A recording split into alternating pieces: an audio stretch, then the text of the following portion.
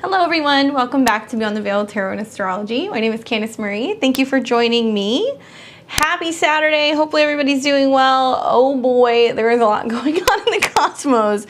And as anticipated, we have a lot of people who are already waiting for readings tonight. So I'll try to keep the intro short and sweet. Just want to say a big thank you to everybody who are members, or if you subscribe, if you've been taking if you took my Astrology 101 course, or if you're just new to the channel, I appreciate giving me a comment, a thumbs up, sharing the video, or anything like that really helps with the interaction with the channel. Hopefully you guys are liking the content. We have a lunar eclipse tomorrow in Scorpio. It's very active. I do not work on eclipses. I also do not work on Sundays. Yes, so I just narrowly escaped doing readings tomorrow. I also took Monday off as well because I was like, things are crazy. So between a Mercury retrograde in Gemini, between a very emotional lunar eclipse in Scorpio, oh my goodness, things are happening.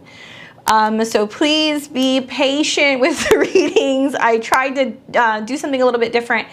Everybody who's already paid for a reading and made a donation, you are already in my software. So all I got to do is just hit your chart so we can move through this.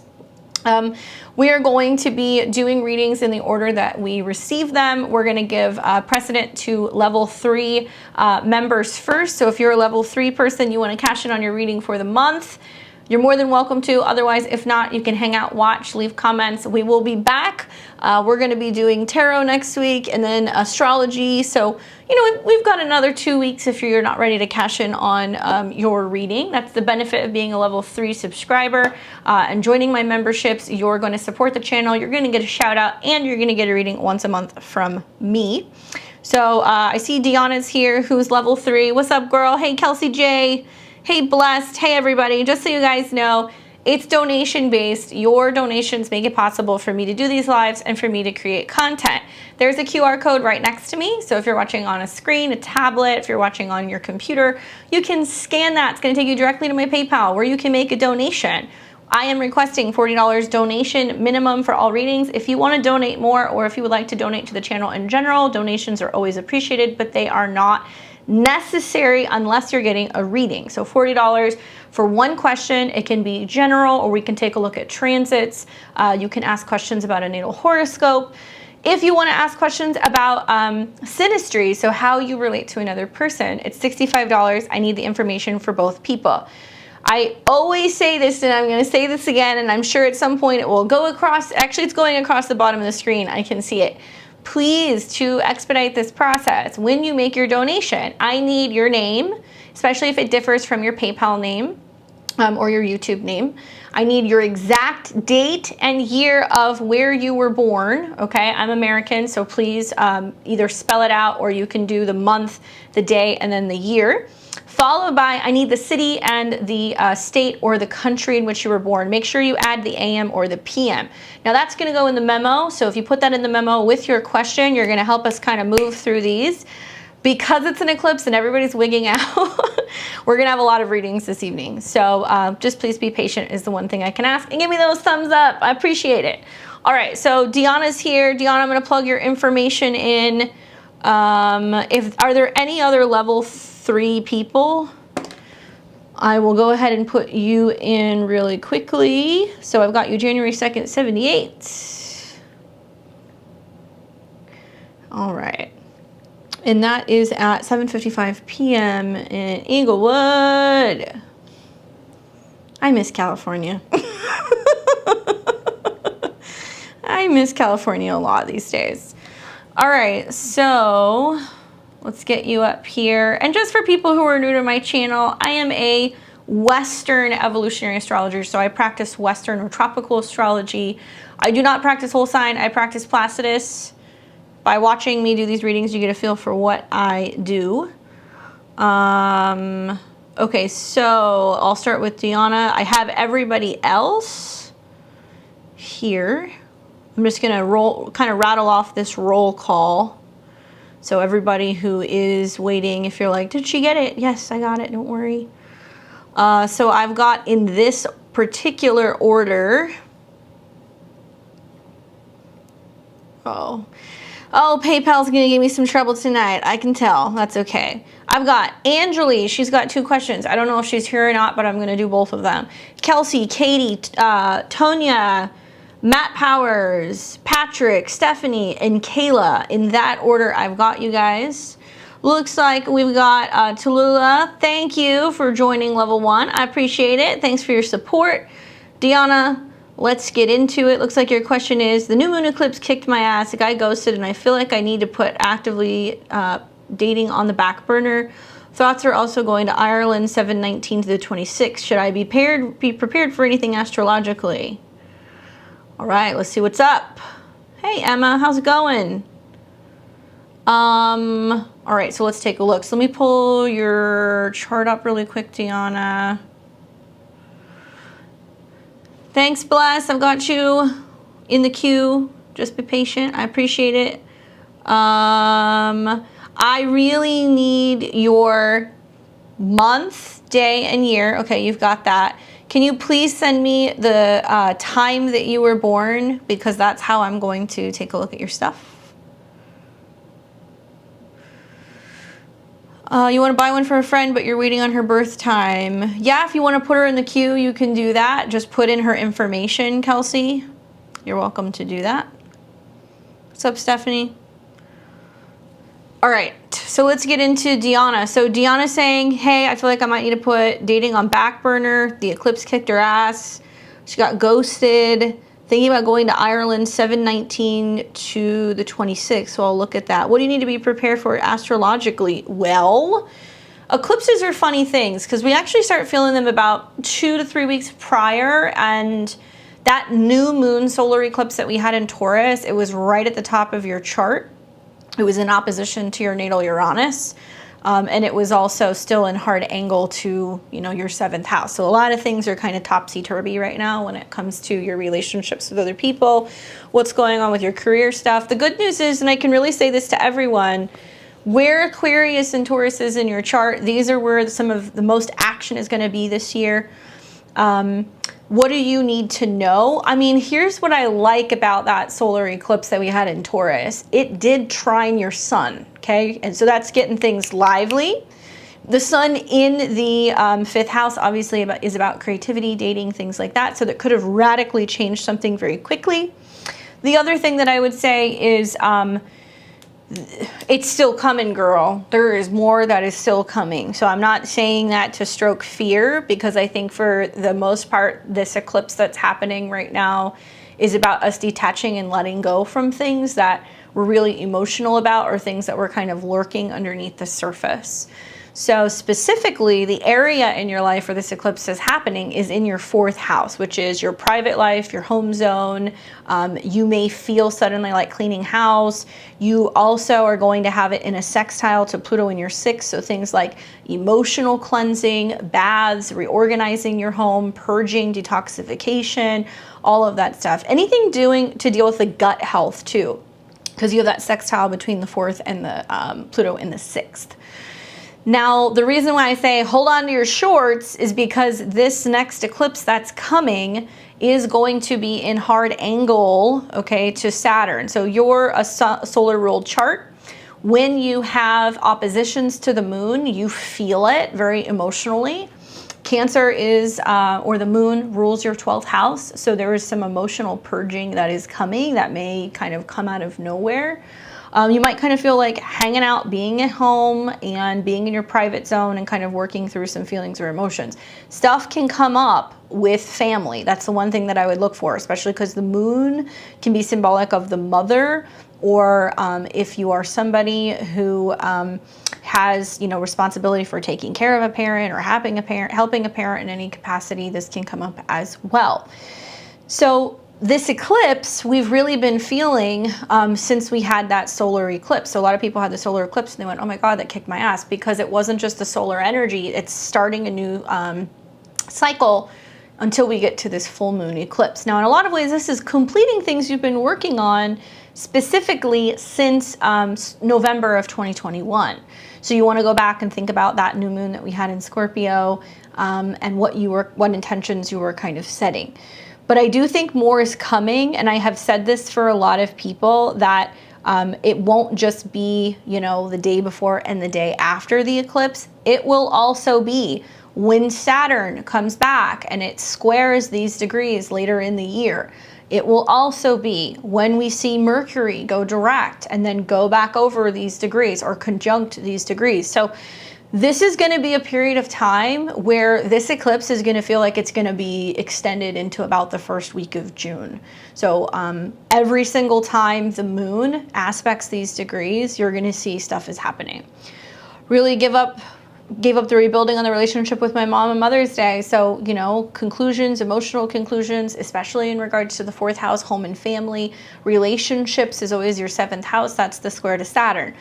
I always tell people to look for aspects that release so you can make lemonade. So even though this is like holy fucking 6 squares, you have trines from Saturn to your moon and your Pluto, which means I have a feeling you're journaling more, and that's how you're processing your feelings. Maybe considering having a conversation with a sibling, an aunt maybe, or talking to somebody about the fact that within the family, or maybe a friend or a neighbor, you know, I'm really struggling with this feeling that I don't think I can, you know, continue on with my relationship with my mom. Like, it needs that outlet. So I really like, actually, that even though the eclipse squares Saturn, it's trining your moon, it's trining Pluto. Whether you're using journaling as a way for releasing these emotions and healing that, maybe there's healing that's going to come in a dream state and you're seeing very symbolic dreams, 12th house ruler moon. So you're writing it out and you're actually looking at all like the dream interpretation to better kind of understand how you're processing and working through that subconsciously, right? So that's something else that can come up. Healing, past life healing, meditation, past life regression, any of these things can come up. That can be really helpful. And I'm really liking that Saturn's trining these aspects that are in air elements.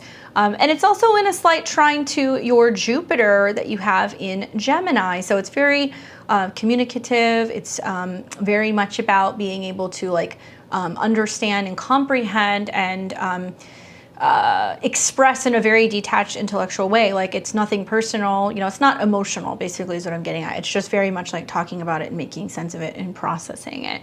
You're gonna have that Saturn trine your moon, Pluto all year. So I feel like whether it's dreams, therapy, you know, or just more so developing your intuition and knowing when it's time to step back.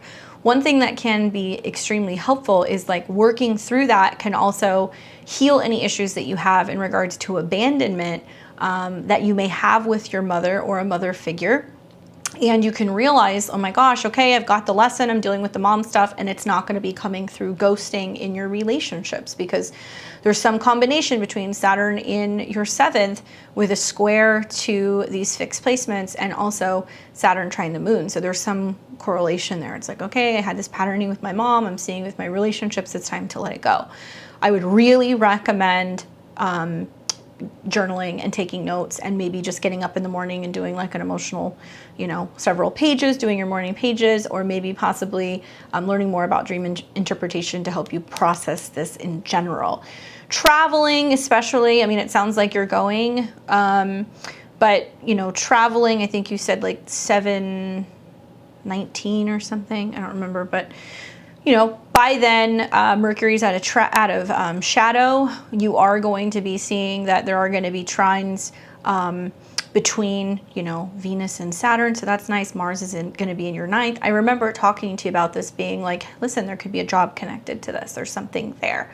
I would just say keep in the back of your mind, okay, that if you are going to be traveling, I would advise traveling and trying to get back before the end of July, or sometime right around at the end of July. Just before Mars, ruler of your 9th house of foreign travel, comes into conjunction with Uranus.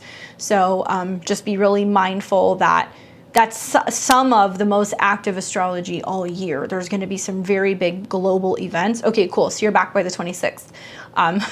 Just me, you know, I'm not being paranoid. It's just, you know, I'm actually actively working on, I'm going to start doing some webinars, and I'm going to do a webinar talking about the North Node Uranus conjunction that's coming and how it's going to affect everyone. But globally, there's going to be big changes. So it's like not the easiest time to be traveling internationally. Definitely try to get your butt home before the end of July, if at all possible. And just know that I think this eclipse is probably the most challenging for Leo risings. So if you're somebody in the chat who's listening, if you're a Leo rising, especially if you're in this like the late second decan going into the third decan, anywhere from 20 to about 28 degrees Leo risings, or all the fixed signs, are really going to feel this eclipse. But I say Leo risings because we've got South Node in Scorpio, Saturn in Aquarius, North Node in Taurus. So this eclipse is squaring your ascendant. So lots of change going on for Leo risings, even if it doesn't hit you immediately. After this eclipse, when the moon then moves into Sag, it's going to clear things out a little bit. But down the road, right, when it goes back into Aquarius, or when it goes back into Taurus, we're going to feel through this next month this kind of like rerouting that's happening after the eclipses. And a lunar eclipse is also, it's about doors closing. It's about things kind of getting wrapped up. So if you're dealing with mom stuff, take a bath. You know, like I said, do the journaling.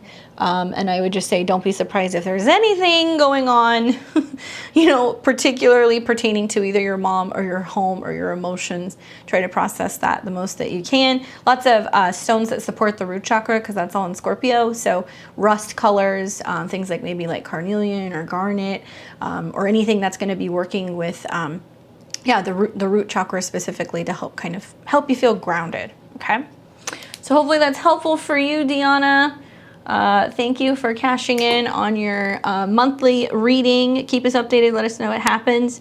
And yes, thank you guys for your patience. Don't worry. Those of you guys who made donations in the super chat, I have got you in the queue. You're going to be after a whole list of people. So those of you guys who are listening, I'm going to now move to my prepaid people. I'm going to try to make this as easy as possible. I've already got your guys' info in. I don't know if Anjali is listening or not. She told me that there was like a 50-50 chance that she may be available. But I'm going to go ahead and read her question really quick. There she is. Yes, I've got you. I must have read your mind. I'm going to answer the question about your mom and the surgery, and I have the question that you have for me also. So I have both of these ready for you. Okay? All right. So Anjali, let me pull this question that you have up. My question is about my mom. She was born on February 11th, 1959 in Havana, Cuba. She currently lives in Miami. She has received surgery to correct an issue when she had a breast augmentation when you were 5. She's going to have surgery to correct the issue, also going to get augmented again. It's scheduled for June 2nd, 2022. Is that a good date for her, or should we see if she should reschedule it? Okay, a couple things. I'm going to assume you don't have the birth time, otherwise you would have given it to me. So I just want to let you know, I'm basing it off of solar house. So I put her at a 7 a.m. kind of sunrise chart. I'm putting her sun in Aquarius and the rising in Aquarius. We don't know the exact time though. Oh no, you have it. Wow, she knows her time and she's born in Cuba. I'm impressed. 3:45 p.m. Okay, good. Good. 3:45 p.m. Cool. Thank you for that. I appreciate it. Oh, I guess I should change this, huh? Make it Placidus. There we go. Thank you for letting me know. It's so important with astrology. I always tell clients, like, if we can get the exact time, that's ideal, because I like to be specific. Okay, awesome. Thanks for that, Anjali. So you said it's going to be June the 2nd that she's looking at having this surgery. It's very rare when people plan, and I have this happen with clients all the time. It's very rare when somebody's like, this is my surgery date, that it's a good date. So I'm just going to preface by saying that, okay? All right, so surgery rules her natal 8th house. Everybody, that's surgery in general. And the ruler of that house is Uranus or Saturn. So she's got Saturn that's getting ready to station. It's very close to her sun. We've got Saturn that is in a square to the nodes. I'm not wild about that, but okay. Uranus is at 16 degrees. It's got a sextile to the moon. The moon's coming in opposition to Pluto, so she's changing the breasts. And Uranus is coming out of a square with her natal Uranus. The sun is in the 11th. I mean, Mercury square Saturn. I'm not crazy about this day. I'm just going to be honest with you. I think that we could pick a better time. It makes sense why she's doing this day, but just hear me out on this, okay? Saturn is very, very, very close to her sun, and I want to make sure that she has like an understanding or an agreement with the person who is fixing and doing the augmentation on her breast, that if for whatever reason she doesn't like something, if there needs to be a tweak, if there's something that needs to change, she can come back and that there isn't going to be excess fees, right? Because that's the one thing that I'm kind of wondering. Mercury, which deals with healing, okay, is still retrograde. Now, it's in a square also to Saturn that's in her 8th house. So I want to know who's going to take care of her. Does she have somebody that is going to help her heal and help her with the whole process? Because I get a little iffy with Mercury in her 11th house square Saturn, knowing that she's going to be able to A, have a friend that's actually going to help take care of her, or a family member, and B, that there isn't going to be any extra fees or excessive fees if for whatever reason she's not happy with something and she wants it to be changed. That's just my opinion. You don't want to see Saturn or Uranus in negative aspect, basically. Now, if this were me, I would say another option, if she can bump it, would be something like when Venus is coming into conjunction with Uranus, and maybe we see the moon in Capricorn here. So this closer to about mid-June. Like I said, this is a little tricky because very rarely is it the date that people like it. So I'm liking closer to about June 15th. And the reason being is at least we've got the moon that's coming into conjunction with Pluto, so it is better for surgery.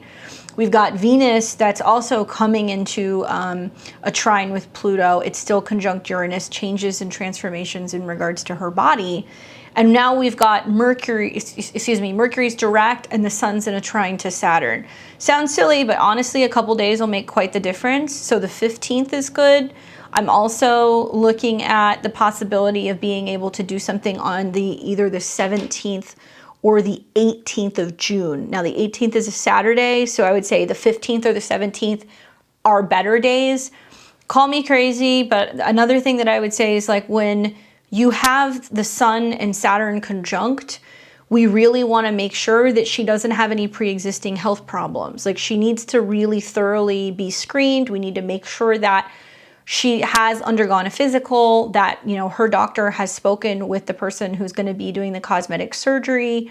Like we want to cross everything, right? Mars is cutting. And so I'm also looking at Mercury going retrograde over her Mars. And I have this feeling that if she does it on the 2nd, while Mercury is retrograde over her Mars, it can be a little bit more challenging for her to recuperate and heal. And also we've got, Mercury that's in a square to her natal Mercury. It's like, I also would want to make sure she has a really good anesthesiologist. If this were my parent personally, and like my dad, actually our parents have the same birthday. They're both, my dad's born on February 11th, different year, but I have been all over him being like, listen, if you have to do anything surgical this year, you need to talk to me, because Sun square Saturn makes me concerned about their energy, their vitality, their heart. I just want to make sure that they're in good health before they go under the knife. So just food for thought. Like I said, those dates would be better. Please consider one of those dates for her. If she is able to bump it, it's only going to be about 2 weeks, but I think just for peace of mind, it can be a lot better for her. Okay. Hopefully that's helpful. I see people who are checking in. Hopefully you guys are doing well. If you'd like to get a reading, it's donation-based. Scan the QR code. Please send me all of the info that is at the bottom, that's going across the bottom screen where you see the banner. I need all of that information. And we've got a list of people who want readings, so I appreciate your patience. And if you would like to get a reading, you can hop on the queue. Now, Anjali also had another question. It's about her CPA exam. During the astrology session we had, I gave you a date in April and May. I still have 2 more weeks. I can probably escalate it to a week and a half. I'm finishing through the material. I need to pass at least for the exam by June 6th, or my first exam will expire, which would mean I'd have to retake it over again.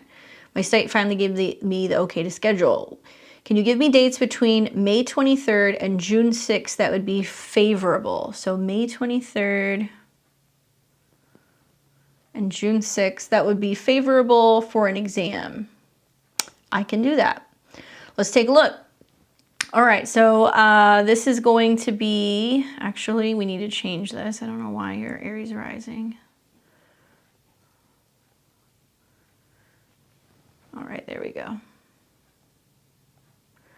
All right, so exams, that's like more like Mercury based, some combination of either the moon or Saturn. And you said it's going to be between May 23rd and June 6th. Okay, so let's take a look. Mercury is retrograde, and it is going retrograde for you over your natal ascendant. So Mercury, communication, the mind, right? How you're thinking, processing things. I would like to maybe wait until Mercury is retrograde and it's in a trine with Pluto. So let me look at a calendar here.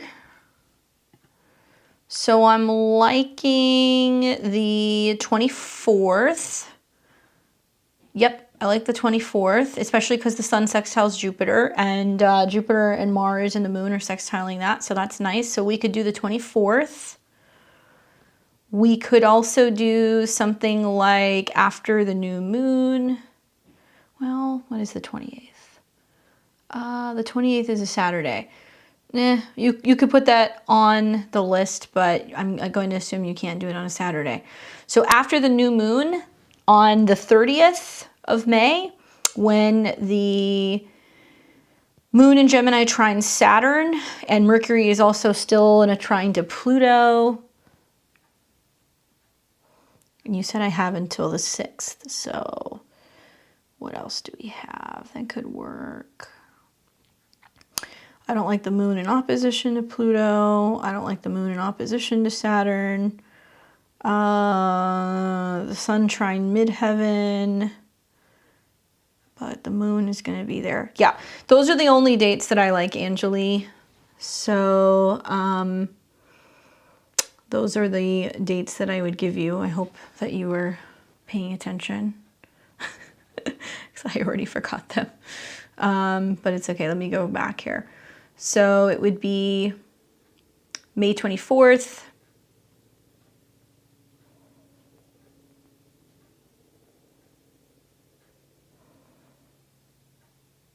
The 28th.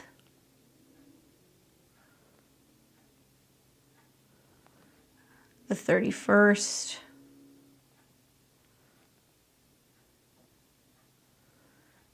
Yeah, those are the dates that I like. So hopefully those work. It takes you all the way up to the 3rd. I'm not crazy about once the moon goes into Leo, the 4th through the 6th, and the fact that the moon's going to oppose Saturn and it's going to square Mercury. I want to see some positive moon-Mercury aspects. So one of those days would be good for you. Thankfully, there's a couple different dates that could work within those dates. But know that with the Mercury retrograde, there's some stuff that's coming up when there's the Mercury Cazimi on your ascendant. That's on the 19th or the 20th. That seems to be about remembering and the process of remembering and what you're studying. And I really want you to study all the way up until the 20th. Double and triple check everything that you're signing up for, or travel or dates and things like that, stuff that you're booking, because there can be mistakes with the Sun Mercury conjunction on your ascendant. It also makes me look like you're really stressed. So I would just say, just breathe. Remember, you're Gemini rising, so breathing is going to really help you in making sure that there aren't any mistakes, and I don't want you rushing through anything. So I think it's really smart that you wait until after the 20th to take this test. Let me know. I'm sending you good vibes. Work with lots of like Mercury herbs. Like, it can be helpful for you to like wear lavender essential oil when you're studying. Try to get some fresh rosemary. Put it in a dish of salt, keep it near you so you can kind of rub it between your hands and you can use that to help kind of ground you. It's an herb that's going to help you focus. Or any, you can use like lavender, you know, candles or anything like that. Herbs that are associated with Mercury that's going to remind you to breathe and also stay focused. So good luck to you during that period of time that you are going to be taking those tests. I'm sure you're going to do great. I'm very excited to see how you do. All right, so let's get on with my list of people, which is probably ever growing. So I'm just going to do another check-in here. Thanks, Wendy. Also, thank you, Kayla. I got you. And create hair. I've got you. So you guys are at the bottom end of the list, but we're going to move through this pretty swiftly. So in this order, I've got Kelsey, Katie, Tonya, Matt, Rob, Patrick, Stephanie, Kayla again, Kelsey, Create, and Wendy. We've also got those who donated to the super chats. I've got you too, don't worry. All right, guys. Hey, Liz, check out my website. You can find out all the information about my services. I have full hour and half hour combination readings. I also do natal charts, so you can take a look at what I offer. All right, so let's go ahead and let's take a look at Kelsey. Long time no chat. Looking forward to the live readings. It's a beautiful time. I've recently received a lot of blessings and opportunities. I'm dealing with gut issues off and on. I've been in active person detoxing. I'd like to know whatever the cards chart have for me, best move forward, ease, transition with your health, home, family, romantic. I want to show up the best that I can. All right, cool. So let's see what's kind of going on for you, Kelsey. Wow, my software really just wants to make everybody in Aries rising, huh? That's okay. Mercury retrograde. All right, so there we go. Glad I caught that. All right, Kelsey, I have got you here April 9th, 1993, 12:26 p.m. Well, stomach issues, you say. Part of it is, so the stomach digestion, that can deal with the moon. That can also, in your case, deal with the 6th house, which can be Jupiter, okay? So one thing I noticed about your chart is you have the moon conjunct Pluto. Very intense emotions. This eclipse that we're having right now is right on top of your moon, Pluto, and it is in a hard angle to your natal Saturn, which can talk about blockages, energetic blockages. It can deal with blockages and things that are also like backed up within the bowels, or changes in hormones and stuff relating to your reproductive system in general. Jupiter, though, for the most part, is what rules your health. And one thing I notice is that you do have Jupiter that is in a opposition to Ceres by about, what is that, 10 degrees? And you've also got Jupiter that is in a square to your ascendant and your descendant. So a couple different things that could make me see why you've got some stuff going on with your tummy and your digestion in general. The key word for this eclipse is detox, purge, clearing stuff out, right? So I would say, like, what are you doing to support that? What's so wonderful about this eclipse is that, you know, the ruler is Pluto and Mars. We see positive aspects between the two. If you guys notice at the top of the chart, Mars is in Pisces. It feels like it's been going through Pisces forever. It's conjunct Neptune, which is like hot water cleanses. Getting up in the morning, hot water, lemon, spices, if you want to put spice in it, hot tea, anything that's going to flush your system out. And it's trining your moon, Pluto. It's also trining your natal Mars. So it could be hot saunas, hot steams, hot baths. It could be colonics, anything like that that's going to be flushing the system out. And especially because, you know, Scorpio deals with toxins, and Neptune can also deal with like viruses or bacteria or things like that. I would say, like, really be on top of flushing everything out for the next week, if at all possible. We want to focus on detoxing.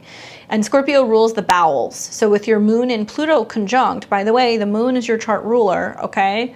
When your emotions get backed up, when you are expressing or experiencing fear, because Scorpio rules the lower chakras of the body, it'll hold on to things. It'll be like, I'm not going to let it out. It's like emotional constipation. So processing emotions go hand in hand with the detox process and clearing everything out of there. And I would say, like, I have talked to people all week. Everybody has been telling me across the board that they're either dealing with extreme emotions or they're dealing with feeling extremely blocked and issues with their digestion, issues with their bowels, very hormonal, kind of like mood swings, things like that. So work with the energies of Mars and Neptune, with the trine to your moon, with the sextile to your Pluto. It tells me that it's about clearing the heart space. It tells me it's about clearing emotional gunk, especially from relationships.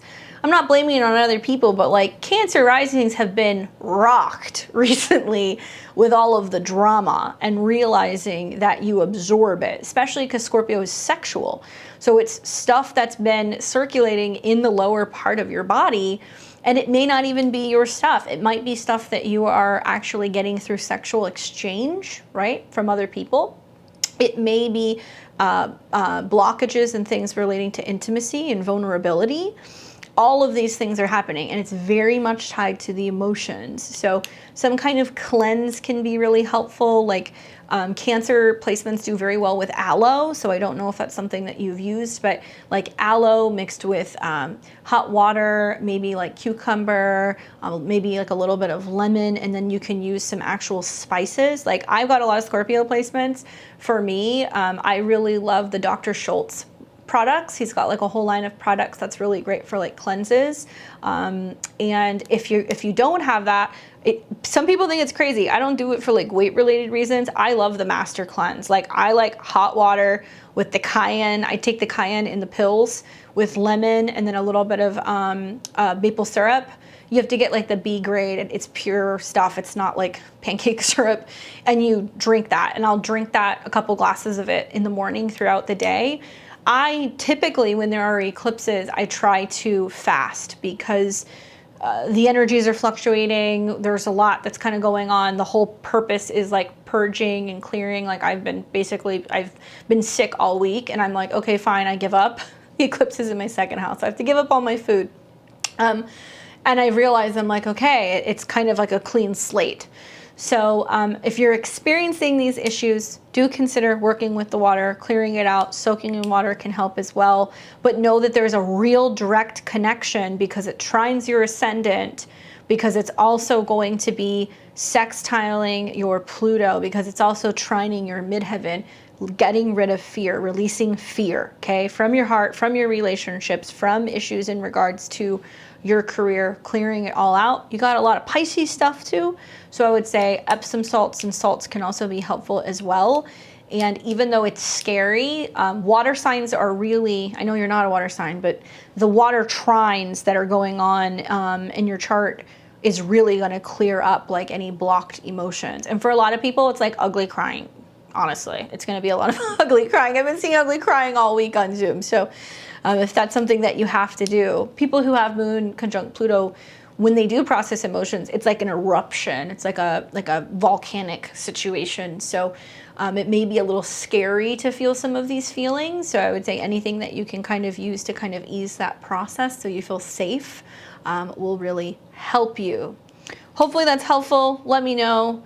Hang in there. I'm excited to see what happens for you. But definitely the health stuff is going to be based off of what you are willing to clear out and purge. All right, so let's go ahead and see who else we got. We got Katie. What's up, Katie? Hopefully you're well. Hello, everybody who's new in the chat. I would ugly cry in the woods. Please invite me next time. That sounds like a great sign. Now everybody's going to admit to ugly crying. There's definitely been a lot of ugly crying this week. Oh, hang in there. Crying is a form of purging, just so you guys know. All right, so we got Katie Walker, October 20th, 92. And it was at 9:20 p.m. in Citrus Heights. Where is the let up from Chiron transit my 11th? What are the aspects to lean into and ones to be aware of to help your childhood trauma surrounding friends that have been activated this past year? from April to April. Is it tied to Saturn return? And what am I learning? Is this more than one question? It feels pertinent. No worries. Okay, great questions, especially as Venus is coming into conjunction with Chiron. I don't know if you saw my Venus Chiron video. If you didn't, please go watch it.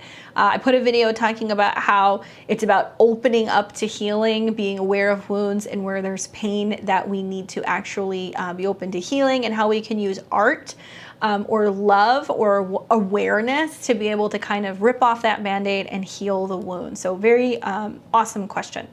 So, you know, I'm assuming you know that part of what's going on is that Chiron is making, it's making squares to your natal cardinal placement, okay? So it's not just Chiron transit the 11th house. Like, Chiron is definitely going to be moving throughout all of the different houses over a period of time up until, well, as long as you're around, but up until your Chiron return, then it comes home.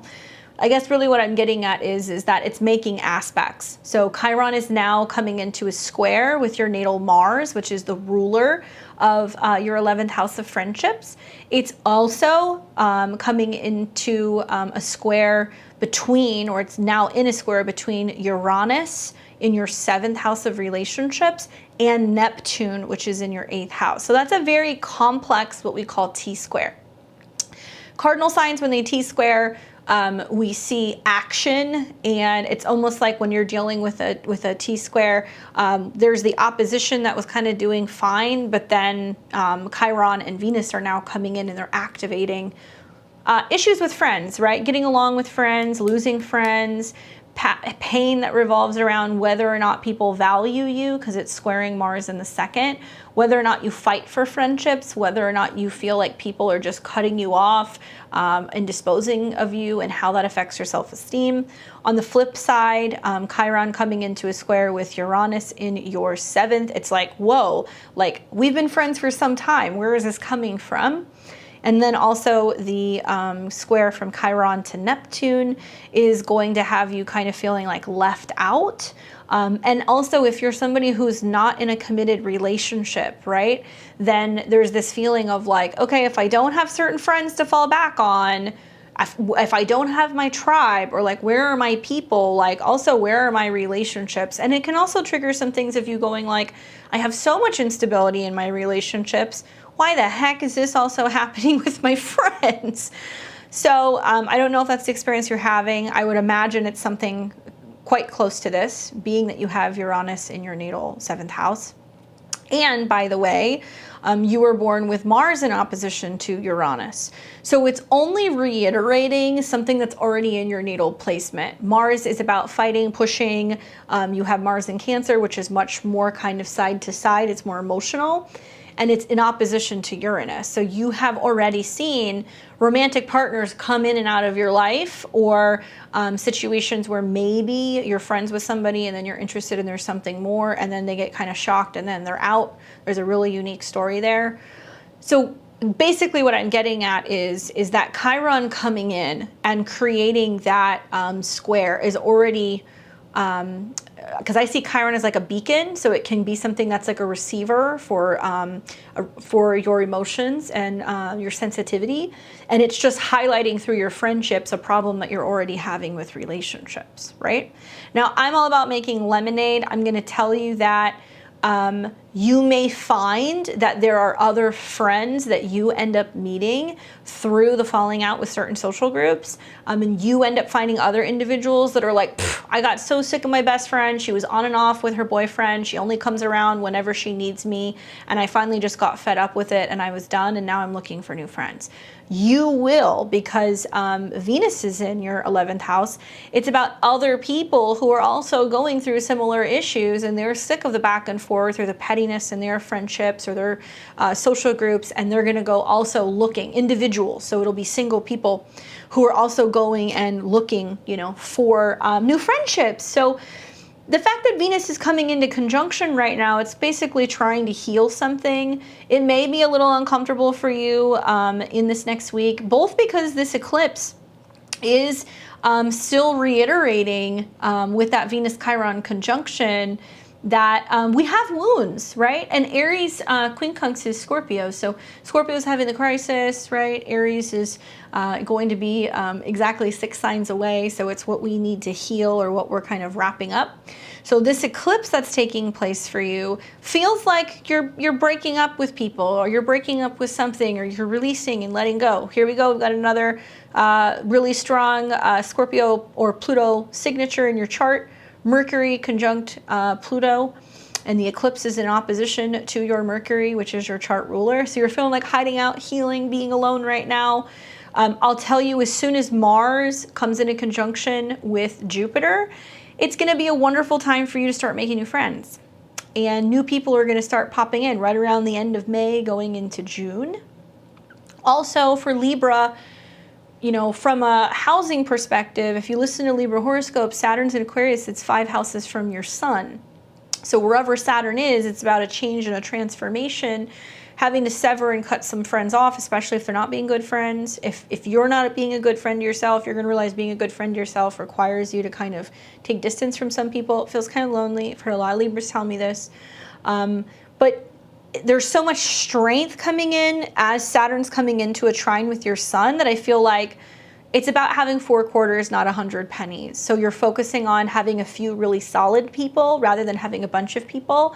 And you may not see them as consistently. You might have to connect with them at a distance, because it's really highlighting your sun, the ruler of your 3rd house. So you have to work harder to call them, talk to them, reach out to them. Maybe you travel occasionally, you go places with a friend, and you have opportunities to kind of build on that friendship through travel. Oh, hi. You have Saturn in Aquarius in the 9th house, literally building your philosophy and your belief system through friendships, through going to other places. So making friends in other places, that's something else that you might start doing, connecting with people on the internet.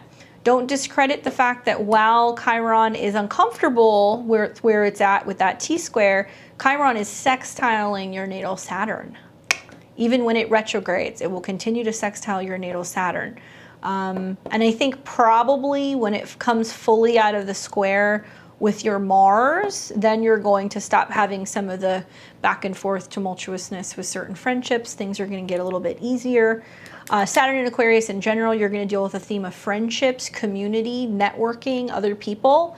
But your Saturn, you know, it's not in a terrible aspect. You're an air rising, you've got an air sun, you've got Saturn trine Jupiter. I kind of look at this and I go, it's just clearing house for you. That's what it's doing. It's clearing house.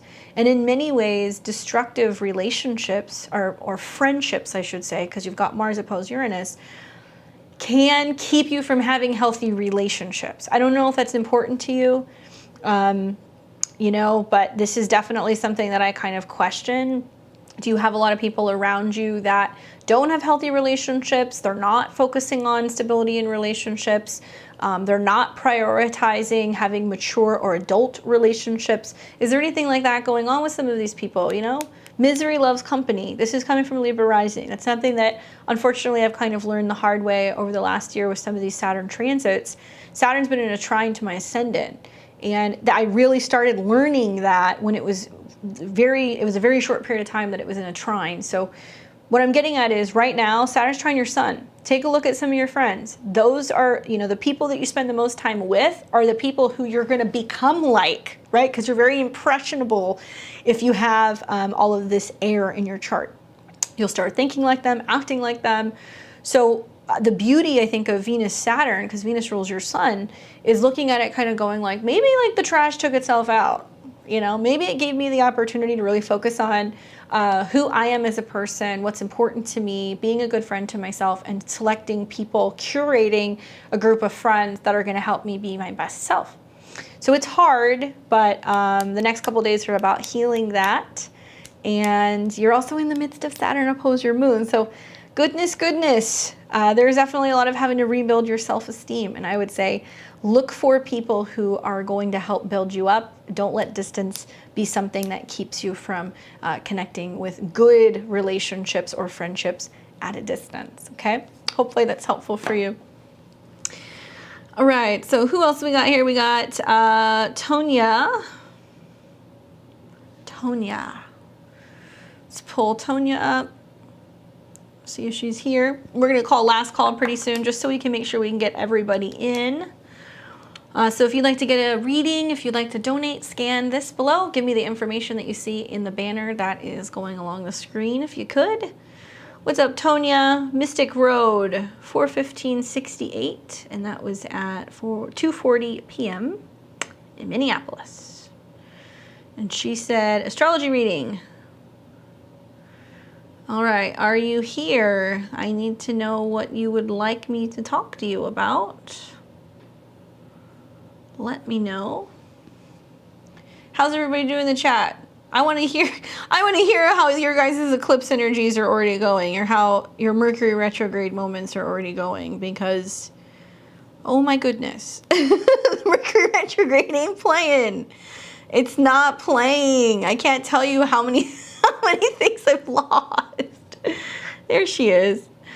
Mystic Road says, have a lot of change in flight, selling home, moving, starting a new side gig in a completely different field. I hope to transform to full time and weight loss outlook. So stuff. All right.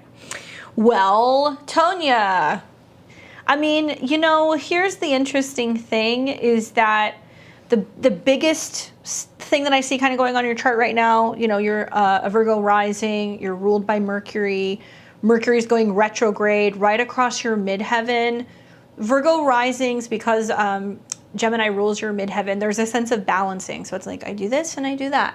They're really communicative. There is a sense of them needing to either work with documents, information, sales, or just juggling things. You know, you can be really good at kind of wearing many hats.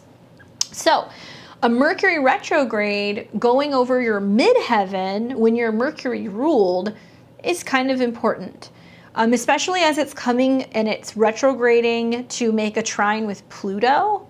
So I think that like now through the better part of really the end of May is restructuring what's going on with this new side gig, different field. I like it. Transition is Pluto. So there's definitely something to be said about that in general. I also feel like, you know, you mentioned anything in regards to weight loss and letting go. That's Saturn, right? So as a Virgo rising, you got Saturn hanging out in your 6th house, which is about routine, measurements, diet, could be about fasting, right? Also, Saturn in Aquarius for a Virgo rising is like, what are you doing to manage that digitally, right? How are you tracking your weight digitally, Aquarius, the future? What apps do you have? Are you joining a group fitness or wellness community? Something that can be really wonderful is like getting a Fitbit, getting an Apple Watch, taking all of your food, scanning it, getting one of those apps. One that I loved when I was having Saturn transits was I used Carb Counter. I like low carb, it just works for me. But I would literally, I just got a food scale. I got that app, which is free. You can scan your food, weigh it, and input it and start logging it. Nobody really like shows you how to eat well, how to read nutrition labels, how to do all that stuff. The point that I'm getting at is that if you're using technology with these transits and you're either a part of a group who's all holding each other accountable, could be like Weight Watchers if that's something that works for you, or even just you and a friend doing it together and sharing your stats. Track what you weigh, track your measurements, track how many steps, track what you're eating. It's so crazy. Like, I have to tell you, that's what I've learned over the last couple years. I lost 65 pounds since 2017. It all comes down to tracking and logging what you're eating. Fitness is important, staying healthy is important, supplements are important, but it's really just your food. And it may be a matter of just you eating at specific time because Saturn is time. Now, this eclipse that's coming up right now that we're having this weekend, it's going to be in your natal 3rd house, which is about communication, information, and it's going to square Saturn in your 6th. So you want to be paying attention to your health pertaining to your mental health, your breathing. Possibly it can be a great time to start integrating taking walks as a meditative practice. That can be really helpful for you in general. I also feel like You really want to take care of your lung health right now. I mean, a lot of Virgos have had fluctuations in their health, Virgo risings, over the last 2 years. And for you, having Saturn in the 6th, while it's uncomfortable, it's starting to sextile your sun, right? So Saturn is about thinning down. Saturn is in a sextile to your sun. It's mind over matter. The sun rules your 12th house. I would say getting into a solid nighttime routine, maybe working out in the evening hours, maybe working out before you go to sleep, making sure you're getting adequate sleep, maybe even meditations revolving around health and wellness, or something you can listen to when you go to sleep that's going to help you like really focus on health in general, and something that you're meditating on before you wrap your evenings up can be very helpful for you. Mars going into Aries, I think, is also going to be really beneficial.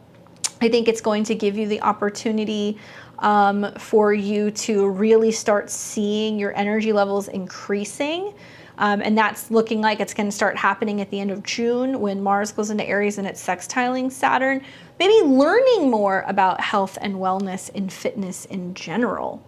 But this eclipse is pretty intense because it's going to square your Neptune. So it's more about communication and honesty with other people, whether or not you're feeling like you can have a heart-to-heart with someone or not. Look for issues with neighbors, look for issues with vehicles, water damage with vehicles. Make sure all the levels and everything are good on your car.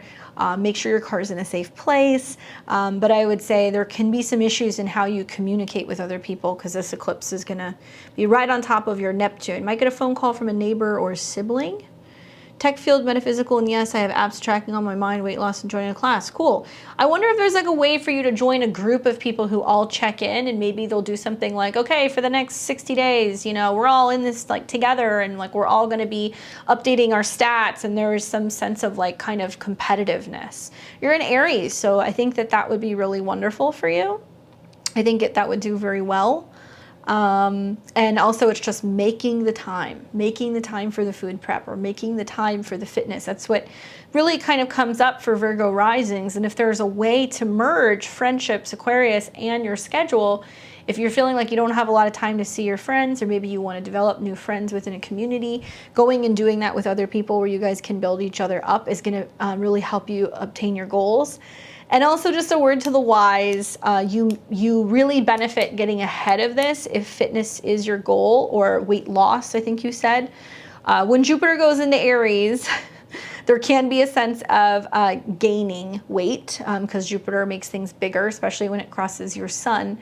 So I think while Saturn's in a sextile to your sun this year, it's a wonderful time to kind of get ahead of it because there can be a little bit more weight gain that can happen with that Jupiter transit, especially because it's going to be conjunct your sun, and Jupiter's actually trining your moon all year. So there's like this opportunity for emotional eating can kind of come up as well. But I do think that you're going to reach your goals. I would just say that be careful with whose advice you buy. Okay, Uranus rules your 6th house right now. Neptune is standing in opposition to your natal Uranus. There can be a sense of you having issues with swelling with your feet. Watch your salt levels, or your ankles can swell as well from that. And I don't want you doing any crazy off-the-wall diets. Sometimes when Neptune opposes your health house, it's like somebody gives you a lot of advice when it comes to a diet, and it ends up being something that's really off the wall, and it can really affect your nervous system. So I would say look into transit Neptune in opposition to your 6th house ruler. And don't do any crazy like water fasts or anything. That's not going to be something that's going to work, or somebody's going to try to sell you on like miracle shakes. Don't do that either, okay? Hopefully that was helpful. Thank you guys. We got everybody who is checking in. I'm still going in order, so those of you guys who sent the super chat, thanks for your patience. Okay, so that was Tonya. Now we've got Matt Powers. What's up, Matt? Kurt? He asked his early. Everybody got these in today. You guys were good. All of these were before like 5 o'clock. Asking early because I might not take it for the stream. Mercury going retrograde through my 2nd house, thinking about my apartment lease, tight on budget, and I want to start doing better and putting money in my savings. But been burnt out on roommates these past few years, and downsizing, living with people hasn't gone well. This apartment is close to my job and has given me lots of space that I need and stability. My North Node in the 7th Scorpio, so I know this life I need to be working on sharing resources. My lease renews on July 30th, but I have to tell the complex if I'm going to go by May 30th to avoid additional charges. I could A, get more help from my family, B, move out and rent someone's guest house or live with other people in a house. I've been looking into places that I can get lined up. Will I still be able to meet my money goals if I stay? Good question. Okay, so, this is not, I know your chart. This is not right. You're AM, not PM. So many Mercury retrograde things. Oh my gosh. You're lucky that I'm on top of it. Okay, there we go. This looks more like your chart. You're in Aries rising. So the question is about movement, and the Mercury retrograde is going retrograde through his 2nd house of resources. So he's rethinking money. He's rethinking what he can spend. He's been really focusing on, okay, how can I get ahead? But the 2nd house is also going to be the money that you spend. So I want you to think about money that you're spending on a car, money that you're spending on a phone. These are Mercury things. Money that you're spending on food, going out to eat, all that stuff. I believe that as soon as the Sun Kazemi happens, there's going to be something else that's going to present itself. So look for that around the 20th, maybe the 21st, when Mercury retrogrades conjuncts the Sun. It may give you like another option. It's like, okay, well, here's, you know, a second choice, or here's a new line of income, or here is an apartment that I found that's going to be more affordable. So that's going to give you a little bit of insight, especially because it's sextiling Jupiter on your ascendant. So I feel like some positive news is going to kind of appear. Movement deals with the 3rd house in general. So I would definitely say you do need to be very careful in anything relating to leases or movement, because it's happening during the retrograde. So if I look at this again, you have to tell them on July, okay, so it renews on July 30th. You need to tell them by the end of June. Oh no, you need to tell them by the 30th of May. Shit. Okay. So 30th of May, you said you're going to have extra charges. I mean, the way that I see this is Mercury is going to trine Pluto. So by then you have restructured something in your budget to help you with the process of being able to afford it.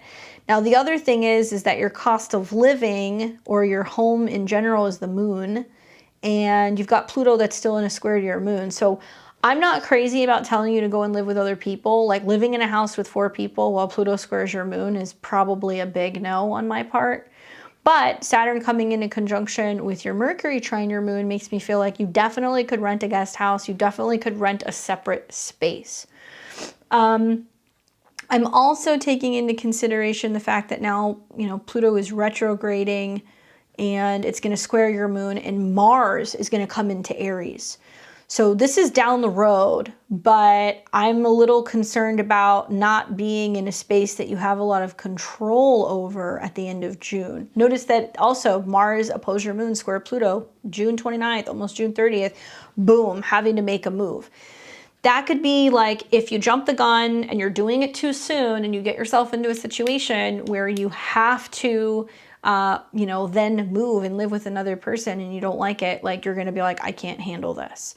It'd be worth looking into this, Matt, honestly, and being like, okay, you know what, what's it going to cost me to go month to month? Even if it's a little bit more money for you, I personally feel like it's going to be a good move in you maybe asking them if you can do month to month and if you can have an extension just a little bit longer until you get to the beginning of July to be able to make a change. Now, movement in general also is going to deal with aspects to your Mercury, and you've got Saturn in a trine to Mercury at this time. So I think that you just need to buy it another month before you make a move. And down the road, I'm also thinking in the back of my mind, later this year, Mars, your chart ruler, will go retrograde in your 3rd house, which makes me feel like you're gonna, if you don't get into the proper space, you're gonna be like, oh my God, I can't handle this and I have to move again. I don't know how you feel about this, but I kind of look at this and go, it's worth just restructuring your budget, getting support from family, trying to buy a little bit more time, rearranging things so you can stay where you're at, because it could potentially be a wild ride from about June until December of moving in with people that end up being crazy, not having a lot of stability, and kind of feeling that there's a lot kind of going on around you. I also feel like if you still want to move when Mars is going retrograde, you could actually, and it may be smarter to make a move closer to between November, the end of November of 2022, and when Jupiter is fully on your ascendant in February. So like moving would be a lot better. I bet you're gonna get more bang for your buck too. Just knowing some of the stuff that might be changing economically, you might have more people who are like tighter on funds and people who are willing to rent spaces and give you a lower rent or give you a guest house or something. Like it might be a better deal. So I'm very hesitant to tell you to move before a Mars retrograde in your 3rd, which does seem to insinuate where you land actually sometime at the end of this year might be nice, and you might end up living with somebody who could be like a romantic partner, or it could be a friend that you really enjoy being around, because Mars will retrograde trine your Mercury. It'll also trine your moon. So don't worry, know that that situation is going to sort itself out. I'm also in the back of my mind wondering what happened with the whole house thing, because Mars in your 3rd house is talking to a cousin, or it's talking to an aunt or an uncle or somebody about documents pertaining to a home. It's trining Mercury, documents, and it's also trining your moon. So I'm wondering if there's going to be some kind of family situation that kind of shifts, where it's like they're giving you money because they're renting the house. Maybe you get some money from the property, which makes it easier for you to actually move. Do look at your budget, consider restructuring things. If you want to ask for some help, or if you want to ask your lease if it can be extended, if you pay a little bit more for the next 2 months just to buy some time, I really, really recommend that. And if this were me, I'd be focusing on trying to hold tight for about 6 months before making a move. Hopefully that's helpful for you, Matt. Let me know. And I know it's a bit of a tricky situation. Pluto square the moon always puts the pressure on you to move, but when the square is done, and especially because you have Saturn trine, you will be fine. It's going to end up being, everything is going to kind of play out the way that it's supposed to. Hopefully that's helpful. All right, so now we have got Patrick, and then I'm going to move to the people that I have on the super chat. So thank you guys for your patience. I appreciate it. Patrick said he was tuning in, and this was with a friend. And I just want to confirm, if you're here, Patrick, May 26, 2019. So this is a little guy here. A Texas reading for your best friend. And she's here. It's her daughter. General natal interpretation. Her attitude is unique. So I just want to make sure this is the right time, right? So we're talking about somebody who's about to turn 3 years old-ish, if my math serves me well. I think 2021, yeah, or 2 or 3. Okay, so this gives, I'll give you the natal. There we go. So this gives you a Cancer rising at 23 degrees. The sun is in Gemini at 5 in the 11th house, and the moon is in Pisces in the 8th. So general natal interpretation, the Cancer rising is going to be like that nurture type energy. So it's going to be maternal, kind of warm, fuzzy. But the ruler is in the 8th house. So it's funny, the moon's conjunct Lilith. It means mom's a witch. Do you want to confirm? Mom's very psychic and she's very superstitious, or she may come from a lineage of people who are very religious, but there's some witchy stuff going on there. But because the chart ruler is in the 8th, it has more of like a Pluto type energy with their moon. So they can be, especially Pisces moon in the 8th, a little standoffish. They can be a little intense. They can be a little intuitive. And quite a few aspects that you have to the moon. The moon is not only conjunct Lilith, but it's square the sun.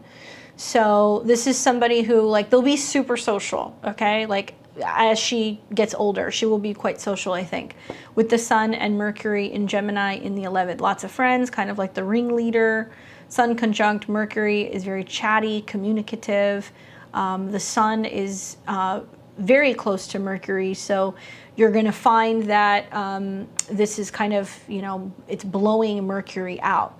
Mercury is the ruler also of the 12th house, so she will be very intuitive. She'll have significant dreams. She'll pick things up.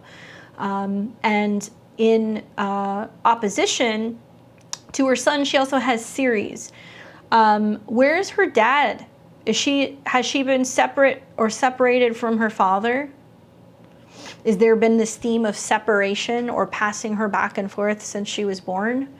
Has there been anything like that? Or is her dad like working all the time or at a distance? The fact that Ceres opposes her sun, there is going to be this theme of like release and letting go and letting certain things go. Eventually it can be themes of like letting go of issues from her childhood, letting go of certain friendships. Ceres is about that detachment, and the fact that Ceres also squares her moon conjunct Lilith. You really want to watch her, how she deals with separation. I don't know if you want to expand on this. Yeah, I can see they're separated. Just know that it can be something that triggers eating disorders for her. Because she can get very emotional, she can go through periods of withholding, you know, not allowing herself to eat, or because she's worked up or she's adjusting or adapting to change, because Ceres deals with eating disorders. But Sun opposed Ceres means she's separate from her dad. Moon is in the square with Lilith. So that also kind of talks about a situation where mom is fiercely protective over her, very aware that she's very sensitive. And yeah, it's a really strong signature. She's also got Pluto on an angle. So Pluto is conjunct her descendant. So that can be that she brings in very intense individuals. Relationships can be very powerful in her life. And she's got Venus in Taurus sitting in her 10th house. She's a pretty girl.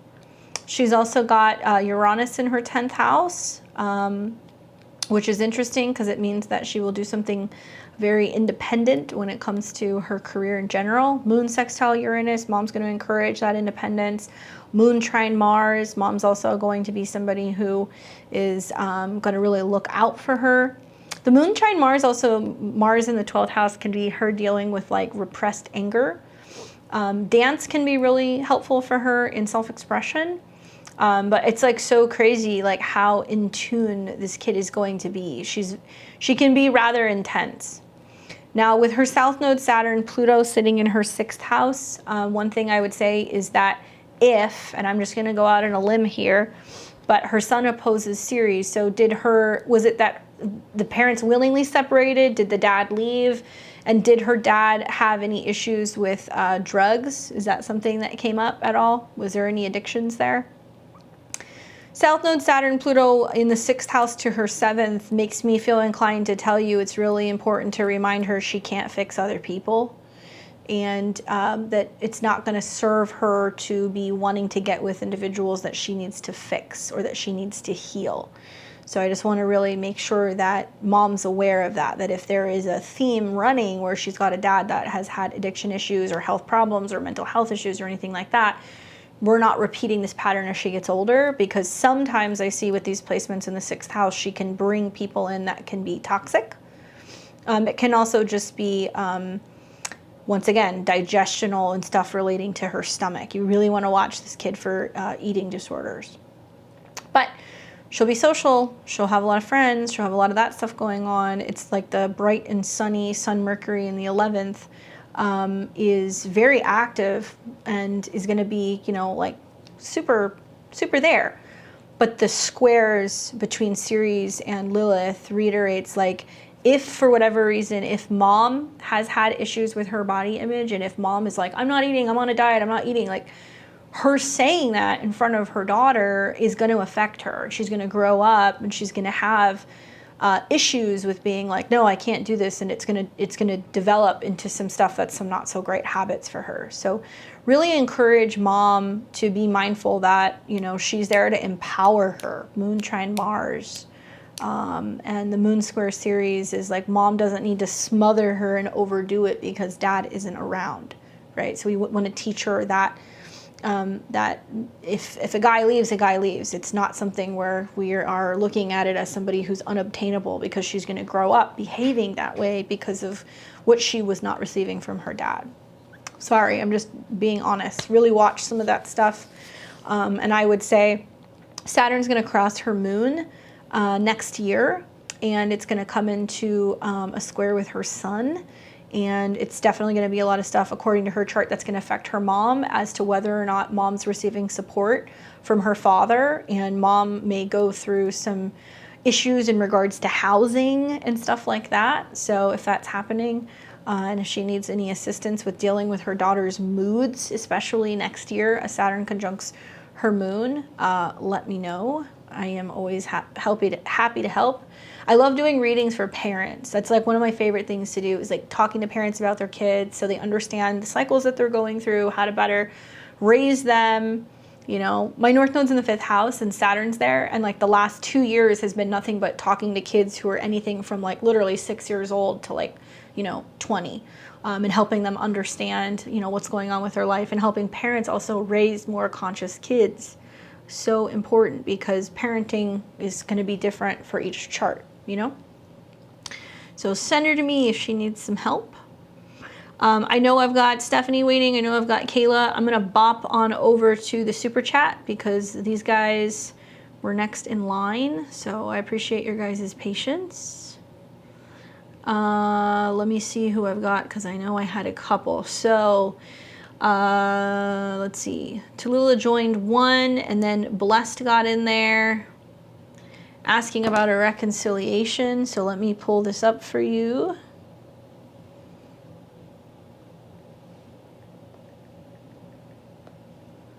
And it looks like that was June 5th, 68.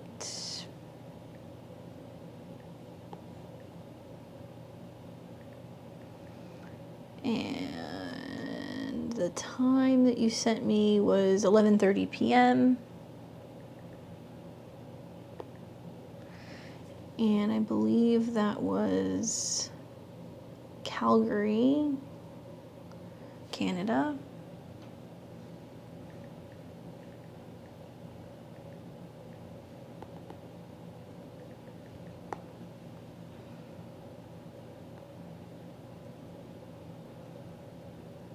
Okay, so then the other person was May 27th, 55 in Canada.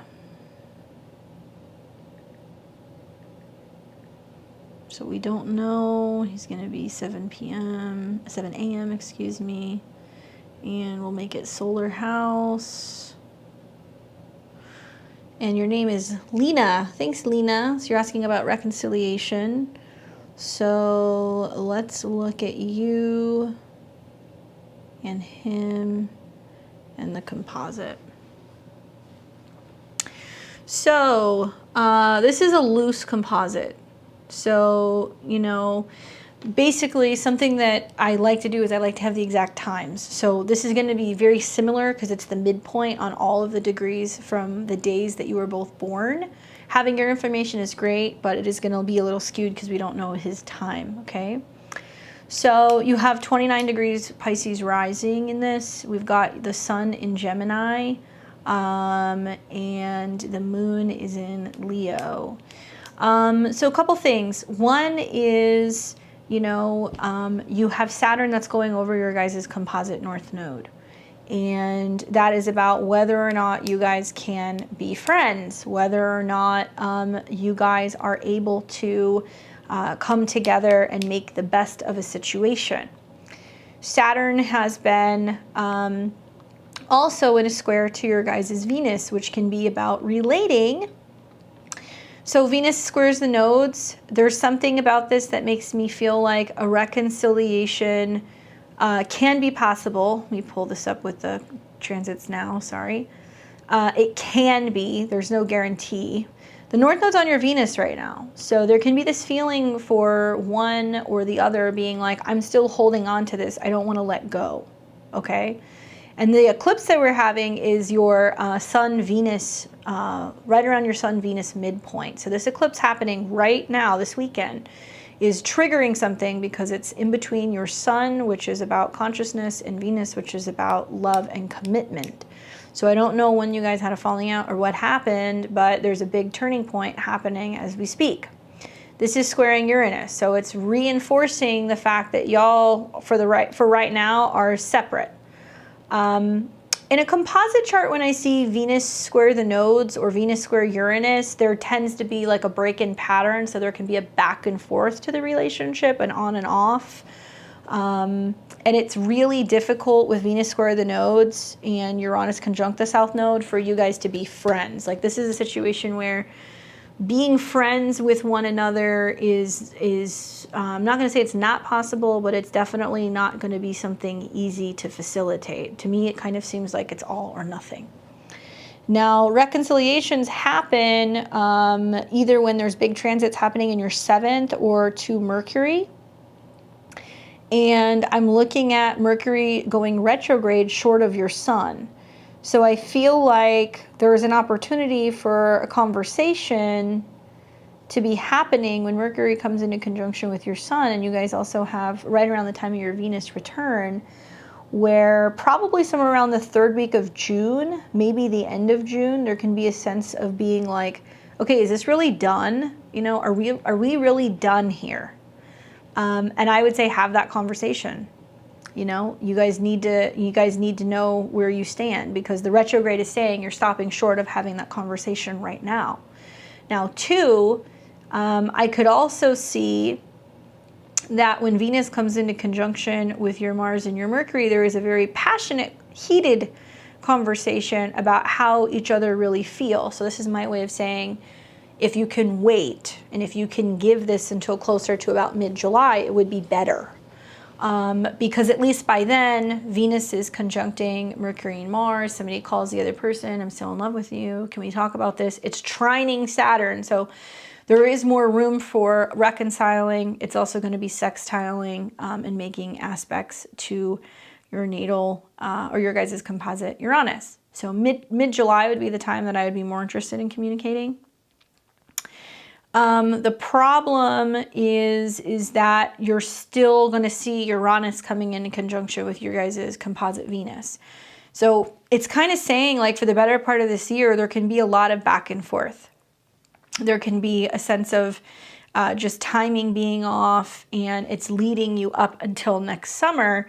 Now, I do have a feeling that if you guys do not reconnect this year, when Uranus conjuncts your guys' composite Venus, and when Venus goes retrograde, which will be July, August, September of 2023, that would be another turning point where I could see the two of you guys kind of reconnecting and coming back together. Now, here's how I also see, you know, the composite chart. It's really hard when you have a composite chart where, like I said, Venus squares Uranus, or the South Node is in the 6th, or Uranus or any Pluto's or placements are in the 6th house. It's just, there is a sense of the timing being off, nitpicking, you know, not being able to get on the same page. It's 12 houses from the 7th. There can also be this like subconscious fear of being like, are there other people? Are you keeping your options open? Why can't you choose me? Right? Like, that's kind of the stuff that's coming through. So I would say the dates that I gave you in June, I would wait personally until mid-July. I think that you're going to spare yourself a lot of drama if you give it until then to have a conversation. And know that even if you guys are trying to come together this year, there's something that's going to be off timing-wise, and you're going to keep having friction. And I don't really think you're going to know, you know, whether or not you're going to be able to make things work. It probably won't be until closer to next summer. Now, you guys do have a bigger transit happening in your ascendant as well, and this is going to be over the next couple of years, Neptune coming into conjunction with Saturn on your ascendant, which could literally dissolve things. It could bring up situations where you know, somebody's not being faithful or not being completely upfront, or somebody's kind of like dissolving, or they're like avoiding the other person. Usually when I see a cycle of transits that are happening sequentially, it's telling me that if you're experiencing problems, these problems may continue to keep manifesting. And then finally, when those outer planets come into conjunction with your ascendant, you're going to be like, one day he just vanished and, you know, didn't call me back. I mean, that's kind of some of the stuff that we can see happen, you know. So I would say watch out for that. Be mindful of that, you know, by then when Saturn and Neptune are in a square to, you know, Mercury and Mars, it's going to be, well, why haven't you moved out of your house? Why haven't we moved in together? You know, why aren't you ready for a commitment? Just for like shits and giggles, looking at your chart to kind of better understand what's going on. I've got you here June 5th, 68, 11:30 p.m. Capricorn rising, and Cancer rules your 7th house, even though you're a Gemini. I'm looking at Mars that's going to go retrograde through your 5th house later this year. It makes me feel like you're going to go back and forth with somebody still later in the year. My, oh my, look at your 7th house, Jupiter, Pluto, Uranus. So you have really interesting relationships, lots of, you know, on and off, back and forth, intensity with other people. And when you have a really strong moon transit, that's when there are things that happen with your relationships, like eclipses, lunar eclipses, full moons, right? Your moon's in the 8th, so conjunct the South Node, there's this feeling that you can't hold on to relationships, or you have a lot of stress or anxiety about whether or not relationships are going to stay, or if there's security, or if there's other people. And what's happening right now is Pluto is crossing your ascendant. So Pluto deals with power, control, intensity. It's also like a natural bullshit detector. So as Pluto's crossing your ascendant, you become very passionate, very powerful. There is a sense of you feeling the need to be like, I want what I want when I want it, you know?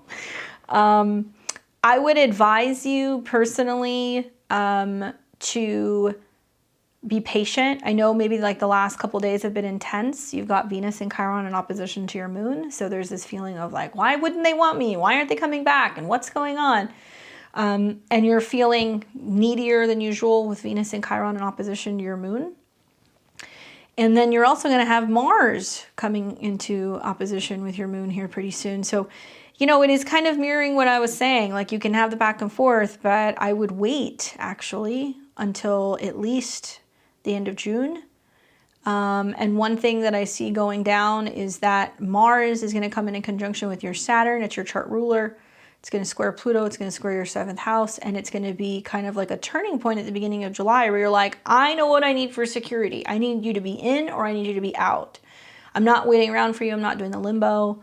And you're going to be also feeling a little bit more secure in, you know, what it is that you need when it comes to relationships. Venus moves into your 5th. Things can definitely get a lot easier for you in July, but I would say to me, it seems like a little bit of needing to put your foot down. Just understand that you come across very intensely with this Pluto transit on your ascendant right now. Can people come back to you later this year? Yeah.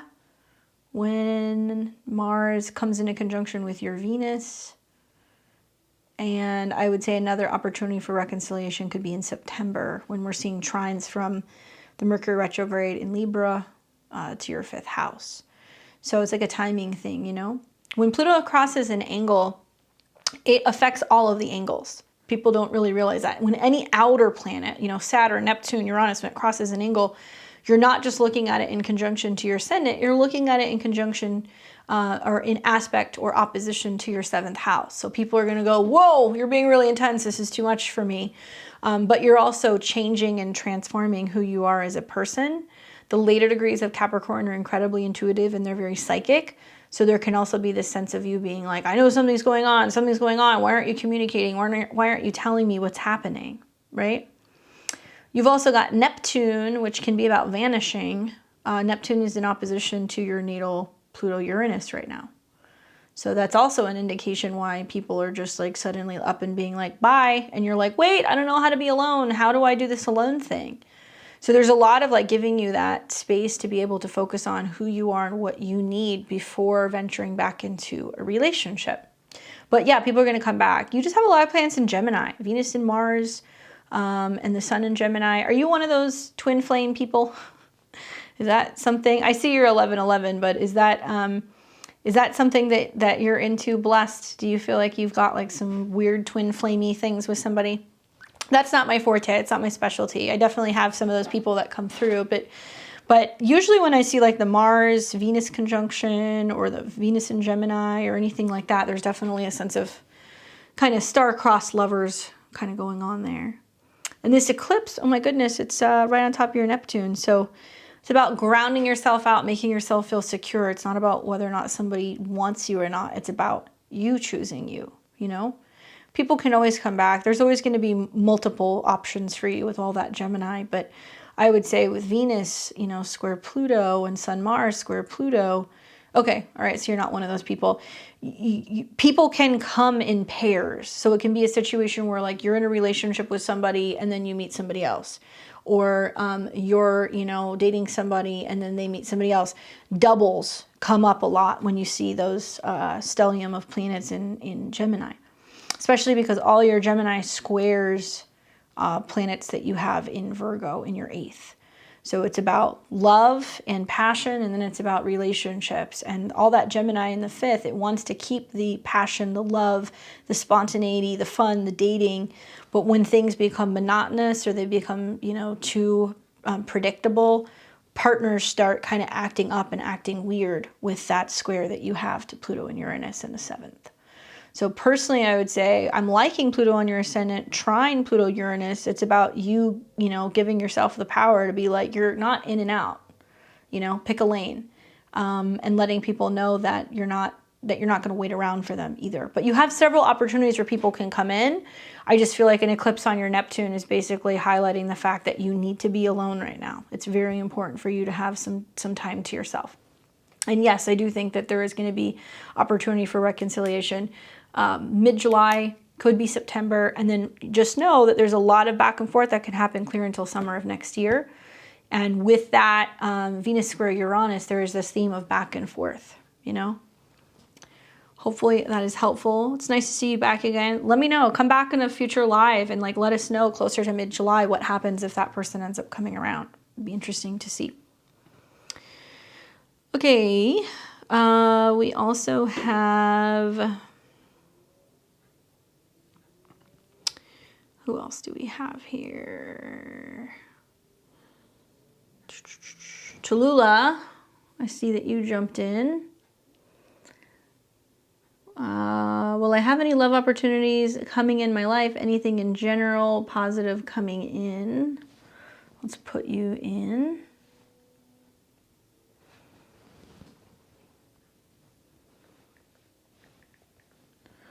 So this is going to be 127.86 at 5:15 a.m. Mount Vernon, New York.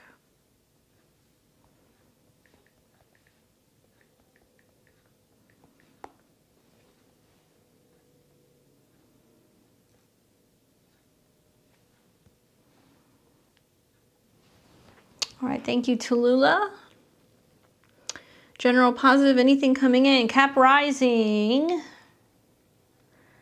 Saturn's been on top of you. It's been all over you. Saturn's been on your Mercury, your Sun, your Venus. It's gone. So what have you learned about your self-esteem and your resources in this last year?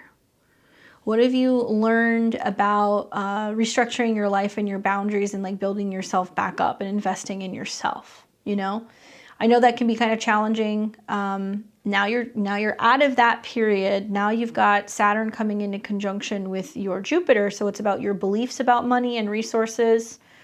You might feel a little bit tighter on the finances, especially feeling a bit at odds with other people because Saturn is in opposition to your moon. So there can be issues with relating to like women, relating to mother figures, living separate or being a little bit distant from romantic partners, kind of like needing your space. But you know, the truth is that there's some really good stuff coming here. You know, to me, it makes me wonder if you're possibly looking at expanding your home or moving. You've got Jupiter and Mars going through your 3rd and then coming into your natal 4th. So I'm wondering, are you thinking about redefining your home, changing up your home, where you're living, something pertaining to any of this stuff? It can be also communal living, because you're going to see that Uranus and the North Node are meeting in the 4th house. So are you building your own family unit? Is that family unit going to be based off of like friends and community and hosting dinners and things like that? Are you focusing more on cooking, growing, working with land, doing things that are natural, right? It's kind of like, I look at this and I go, you're so Aquarian. And what you're going to be learning is that like there's the family that you're born into, and then there's the family that you make, right? And it can be kind of challenging because it can kind of feel like you're going your own way. It's all on you. You're on your own. But I definitely think that there's lots of talents that are going to start coming up in your astrology right now. It can be with food. It can be with resources. It can be with art. Saturn coming into conjunction with Jupiter is about feeling divinely inspired in how you use your resources, and your spiritual beliefs revolving around like food and money.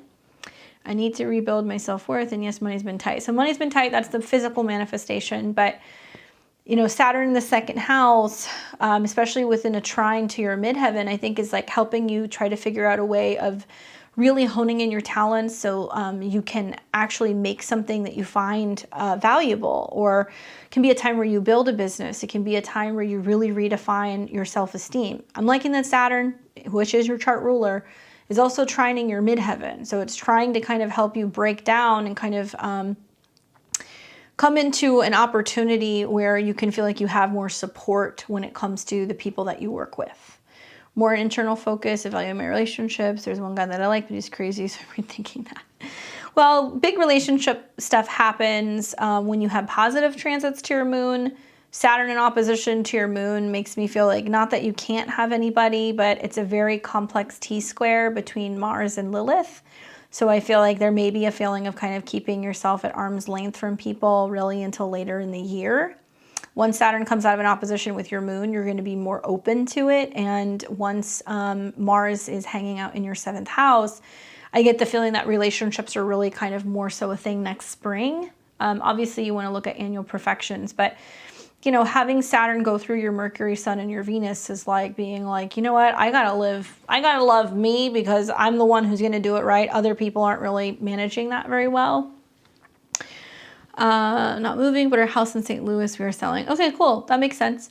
I would say that, you know, moving forward, it's really, really, I think, important, you know, looking at some of these placements that you're just thinking long and hard, okay, about what home is and what family is and what it means to be grounded. Like the North Node is going to be hanging out in your 4th house for some time.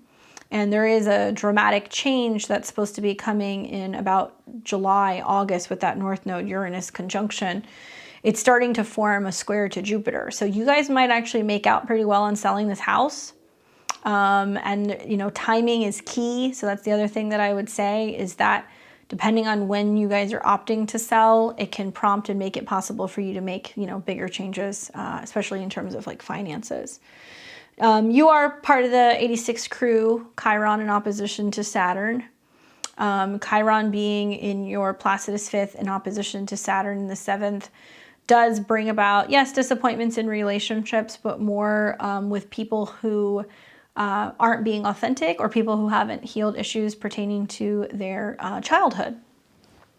But to be honest with you, you know, the moon, wherever the moon is or whatever the moon rules, there's lots of fluctuation going on with whatever house that is. So moon in the 7th, yeah, gonna have some partners that kind of act lunarly. They come and they go.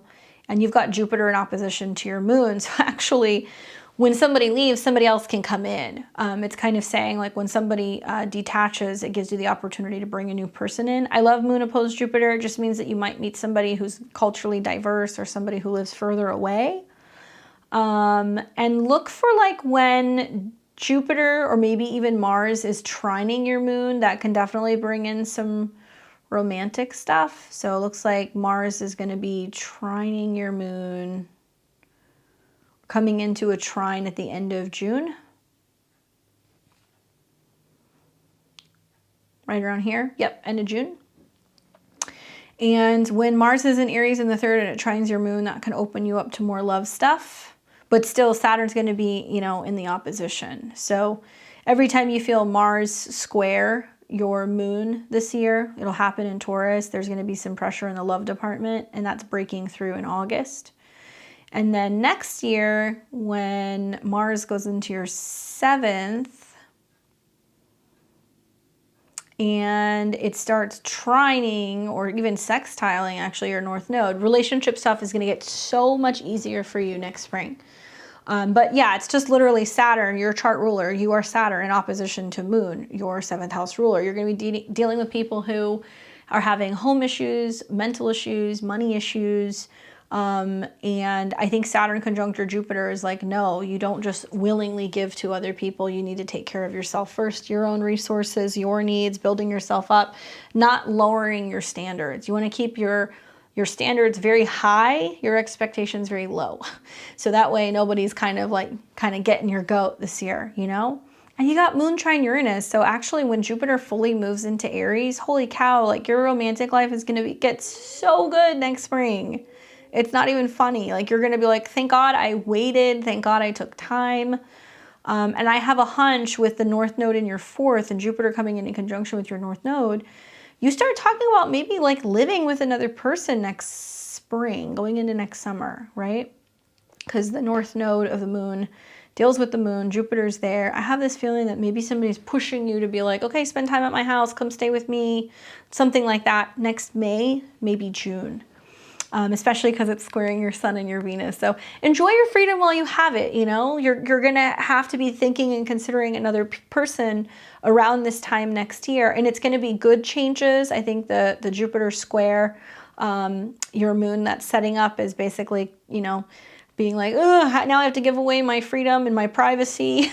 You know, now I'm going to have somebody in my space or I'm going to share space. But there's going to be a lot stronger stuff that's going to be happening relationship-wise for you. So you got some good stuff going on. But, you know, just being somebody who's had Saturn go through my 2nd, I remember that transit. Certainly you can get a little kind of bummed out about some financial stuff, but you're only going to get paid what you believe you're worth. So there's a need to restructure your self-esteem, your worth, really watch your budget, develop talents. Whole sign, you've got Mercury, Sun, Venus in the 2nd. So you're artistic, you're creative. You might be an excellent cook. You might really love entertaining. I know that you've got Sun, Venus, square Pluto. So you deal with some intense stuff in regards to power struggles with people in general. But Uranus and Saturn are no longer rocking you. It's been 2 years of you going through some real strife in regards to that stuff. So keep us updated. Let us know what happens. And I do think that the timing of selling the house is really important. You want to get that off this year. And I would be very surprised if you're not having a new home situation by about this time next year is what it's looking like. But it looks like the opportunity to merge with another person. You make art dolls. That's lovely. The Sun, Venus, you know, dolls. I have to tell you, you know, over the next couple of years, Pluto's going to come in conjunction with your Sun and your Venus. So there could be an opportunity to definitely make money with your art, and it could be lucrative. Libra rules your midheaven as well. So you need to do something revolving around art, beauty, design. It's what you're really good at. But maybe it's a matter of just really focusing on, you know, okay, what am I selling these for? What are these worth? How much time, how much energy am I putting into these?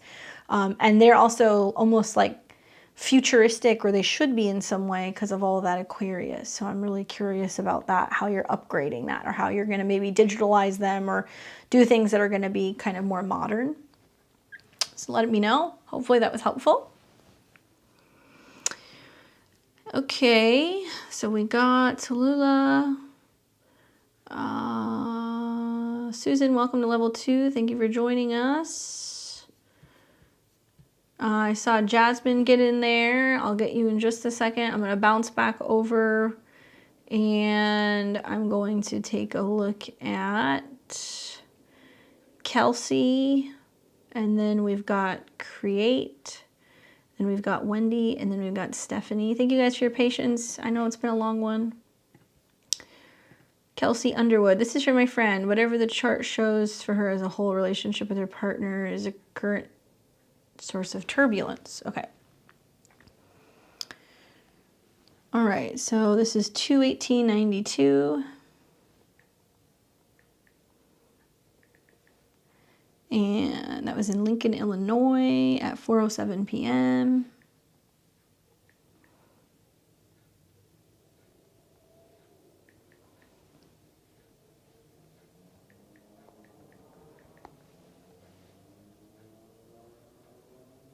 February 18th, okay. So that gives her a Leo rising, and obviously the sun's in Aquarius, and oh wow, she's got Mars and Venus conjunct, and her moon's in Virgo. So issues pertaining to her, especially when it comes to issues with relationships. So this is Kelsey Underwood got this for a friend, so I don't know who this is for. Emily? It's for Emily. All right, so let's take a look. So we've got Leo rising, and yeah, relationship issues are coming up because transit Saturn is moving through her 7th house and it's squaring Pluto in the 4th. So it's bringing up either domestic drama, lots of emotions, frustration, a sense of power struggles within the home. Maybe it's reminding her of drama that she had in her family growing up, problems there, perhaps. And, you know, that Saturn in her 7th house is going to be there clear until next year, but it's going to keep squaring Pluto. Actually, this eclipse is coming to like a tipping point. So the full moon is happening in her 4th, and it's squaring Saturn. So it can be this feeling of feeling like, I want somebody out of my house, I want somebody out of my life, you know, or her family getting involved and having some kind of drama with her partner, and people, you know, trying to talk to her about, you know, the need to kind of be more open about her private life. Friends can be saying this to her as well. The truth is that to an extent, because Saturn will keep squaring Pluto, it's the strongest right now because the sun is there. So there's issues with like who's in charge.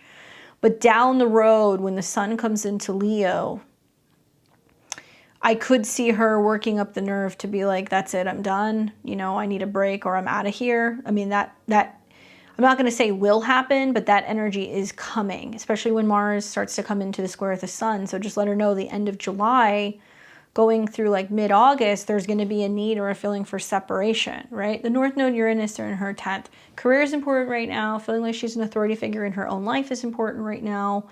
There is a real need for her to not feel challenged by someone. A lot of this is karma though, because she's got Saturn in her 7th house and because she's got Mars and Venus conjunct. Something that I would just remind her, like she would be somebody who would really benefit from like really sitting down and having a reading so she understands part of what's coming, is that a lot of the friction that's happening in her Saturn return is trying to shake this out right now.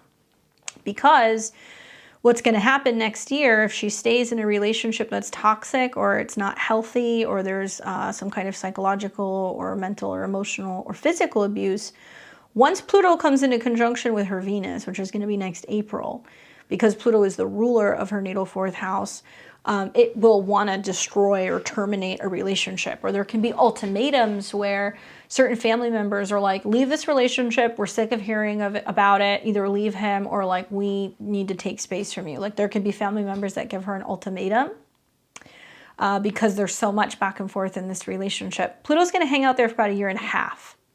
So her Saturn return is actually trying to clear this out and save her prior to this transit happening. So she could find herself in this, depending on his astrology, into next year, and it's going to be tricky.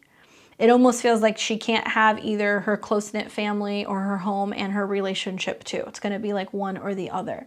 And somebody, I mean, I don't know if you're going to show her this or like what's going to happen, but everything is kind of painting a picture next year with that conjunction.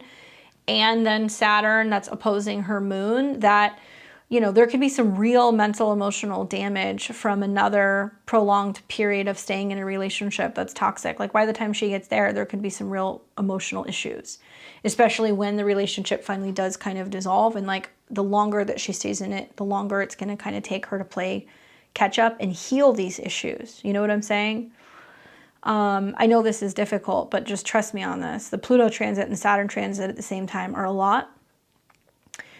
Pluto will fully, you know, start getting out of range of her Venus and her Mars somewhere closer to 2025. Now, that's not me saying it's going to take that long to be in a relationship, but, you know, it's like, just trust me on this. Whatever Saturn started and taught her, Pluto's going to come in and it's going to say, okay, that's enough. Now, by the same token, Pluto coming in conjunction with Venus and Mars means she could find somebody that she falls madly in love with, and she realizes that it's a relationship that's empowering. So a lot of it depends on having to look at her solar returns and stuff, but she's, you know, not just having Saturn in an angular house right now, she's also having Saturn that's going to come into conjunction with her sun, which is her chart ruler. That tells me that what she's really afraid of is being alone, making change. You know, processing and dealing with things that are more so pertaining to, you know, her shadow side and why maybe she goes for certain people that don't treat her very well, right?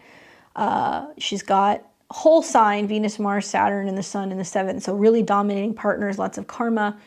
But in Placidus, it's just Saturn and the Sun. So that really tells me that this is a chart that's going to mature, you know, after 30, learn a lot about relationships. Sun in the 7th house is usually, especially with Saturn, it's just domineering partners who want to kind of put their will on you, you know. And I would say this is super karmic. And if you let it continue, it's going to go all year and it's going to hit a breaking point next year. That's not going to be fun. So it might be smart starting to kind of do the work with Saturn, and actually Jupiter going through her 8th house this year, and like maybe talking to somebody about healthy relationships and like dealing with trauma and like detachment and like really addressing issues that she has revolving around the concept of being alone, right?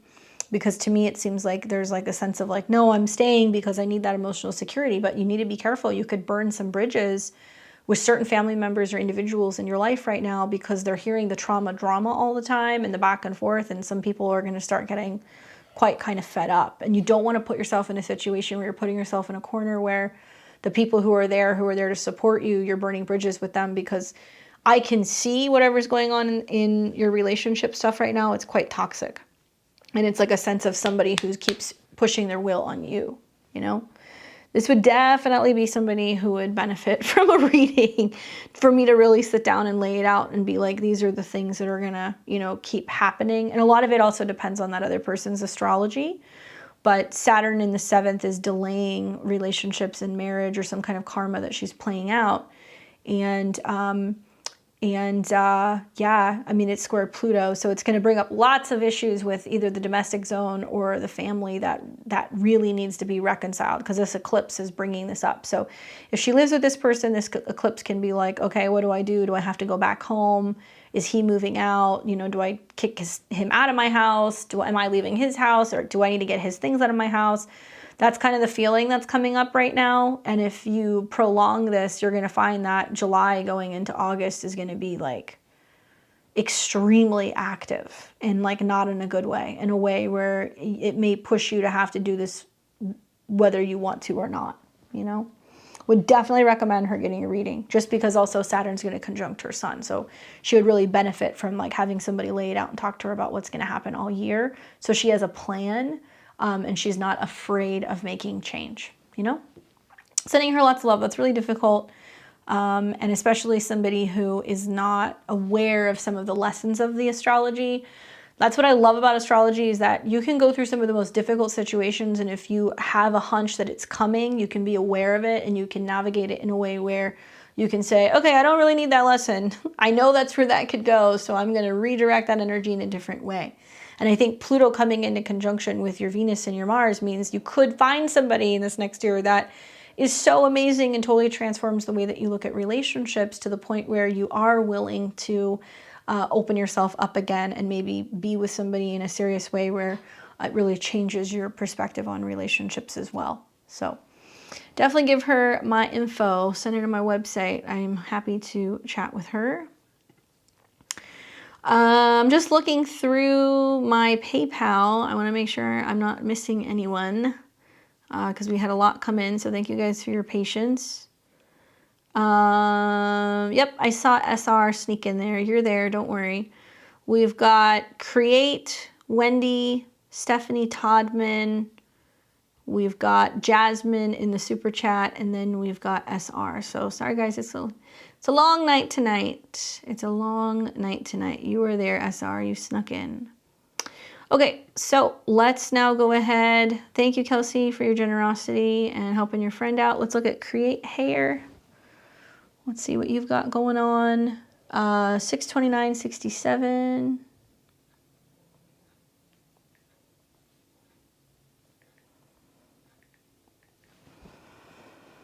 Newark, New Jersey, 1:05 a.m.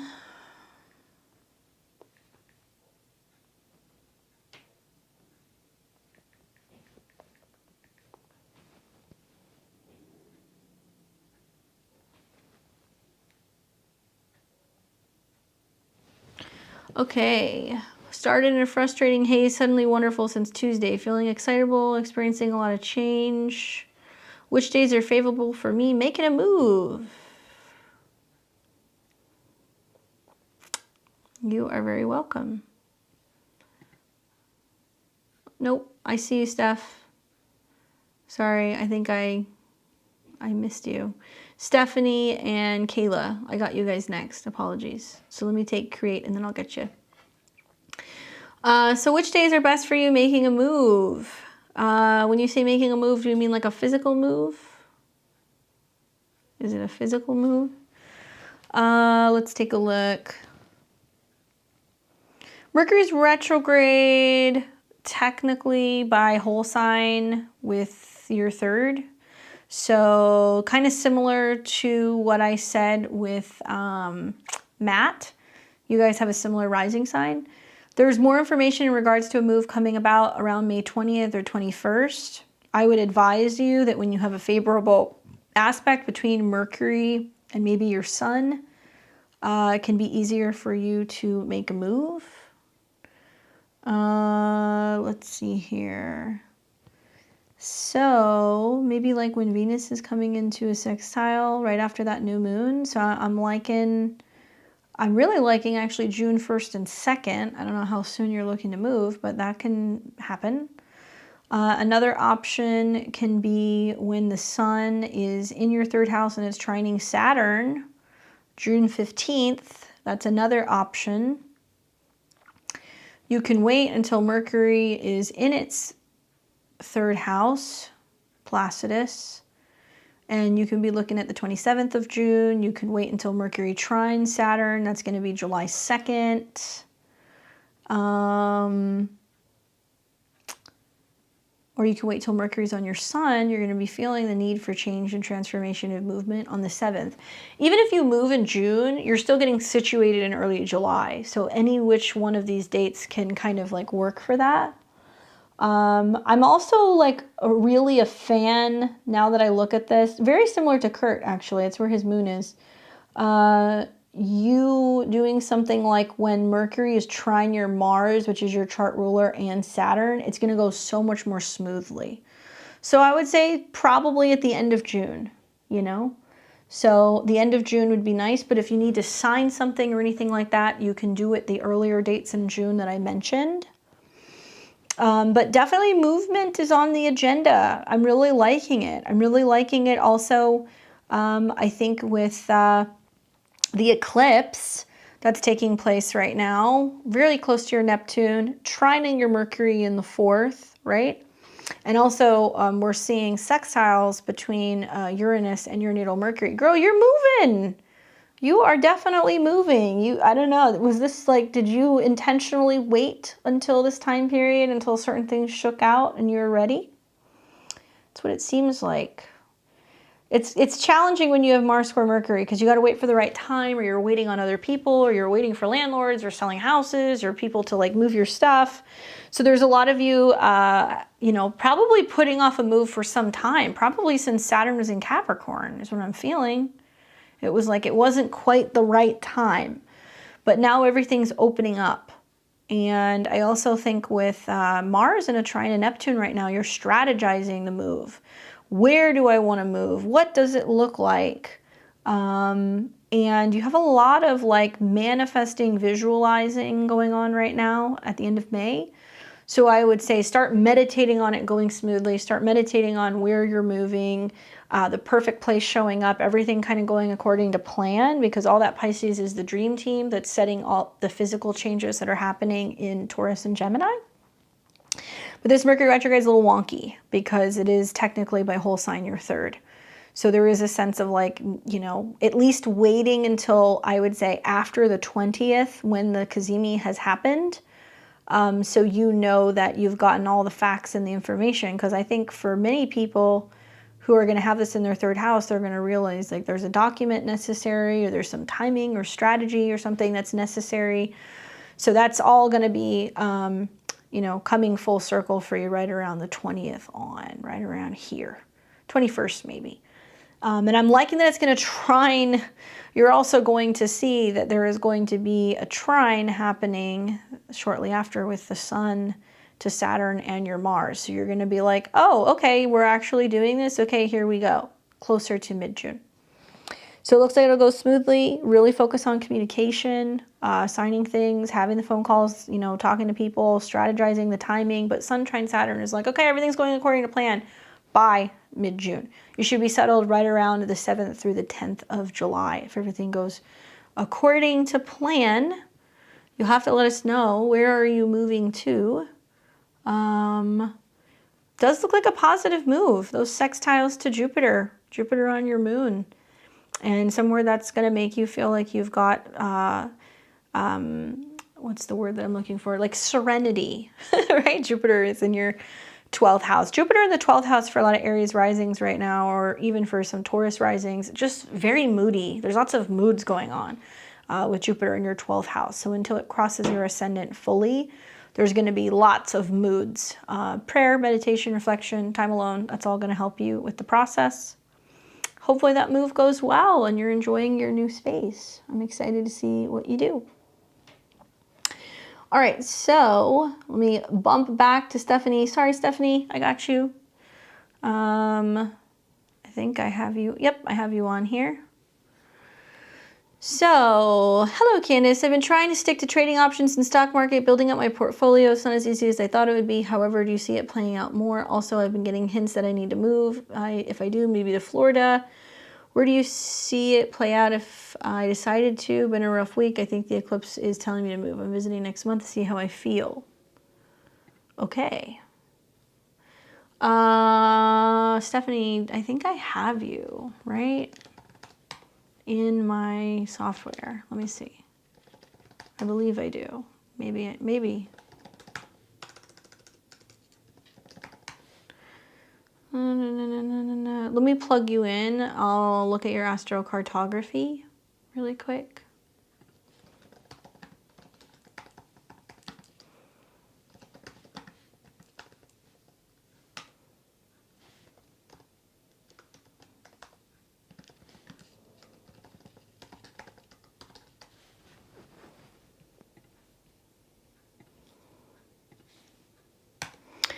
Well, 29 degrees of Libra rising with Pluto on Pluto squaring your ascendant. It's definitely time to move, girl. It's time to move. And it's because it's been delayed for a little bit, but that's okay. You can't see my astrocartography, but I'm just looking at it briefly. I'm laying your natal chart over Florida to see if there's a connection there. And you have a North Node Venus line that does go through Florida.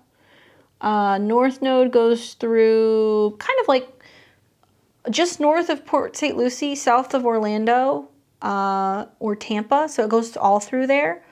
The North Node line's cool. I mean, that's like a fun line because it really helps you come into some kind of like destiny. There's no guarantee that you stay there. Now, your North Node in your natal chart's in your second house, which is about money and resources. And it's ruled by Jupiter, and you've got Jupiter natally in your natal 12. So I think you'll meet with like lots of other people that are probably invested in like trading and stuff. So yes, in that sense, it can be good. Yeah, so anywhere around there. I don't know where New Tampa is, but between a Venus and a North Node line, like, girl, Florida. Another option is you do have these lines that also go through parts of Texas. So south of Fort Worth, actually your Venus line goes very close to Waco. And it also goes through Phoenix. And it goes through LA, so I'm not entirely sure where you're at right now, but I mean, Florida's not a bad move with some of these transits that you've got going on. And because Venus is your chart ruler and you just had an eclipse conjunct your Venus, and you have Venus in the 8th, it tells me that you're also interested in going there because of tax reasons, that whether, you know, there's lower taxes, no property taxes, something's going on there that you're like, yes, this is what I want to do. So I say do it. At least go and check it out because you're having this eclipse. That one was, this one's in opposition to your Venus. So you're having to release and let something go. So it makes me feel like for you personally, part of what's going to happen here is that for you to leave, you're going to have to get rid of a lot of stuff. You're going to have to lighten your load. South Node eclipse in your second is like, I got to let stuff go, right?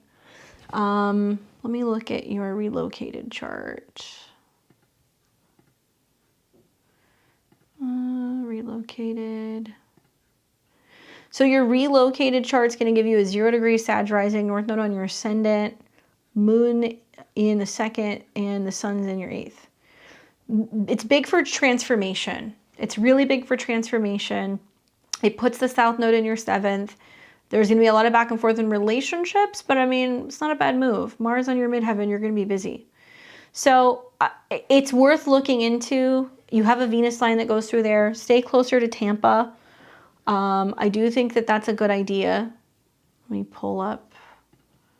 Sorry, I know you're not seeing what I'm seeing, but you know, just Pluto coming into conjunction with your IC and squaring your ascendant, it's time to go.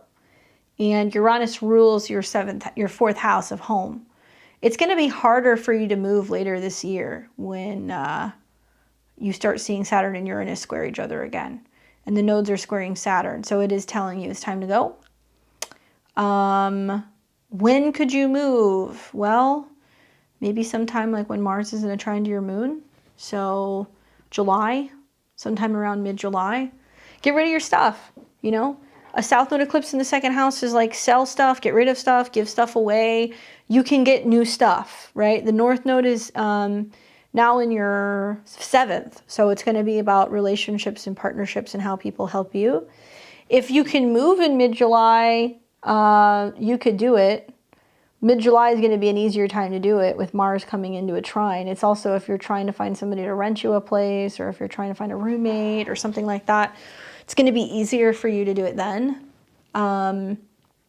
Another option is, see, the problem is if you wait until Mars goes into Gemini and it goes retrograde, it's stopping short of your 9th house. So if you haven't moved by, like, let's say the end of summer, you're going to have to structure, save money, you know, reevaluate, and then you won't actually make a move apparently until closer to like February, March.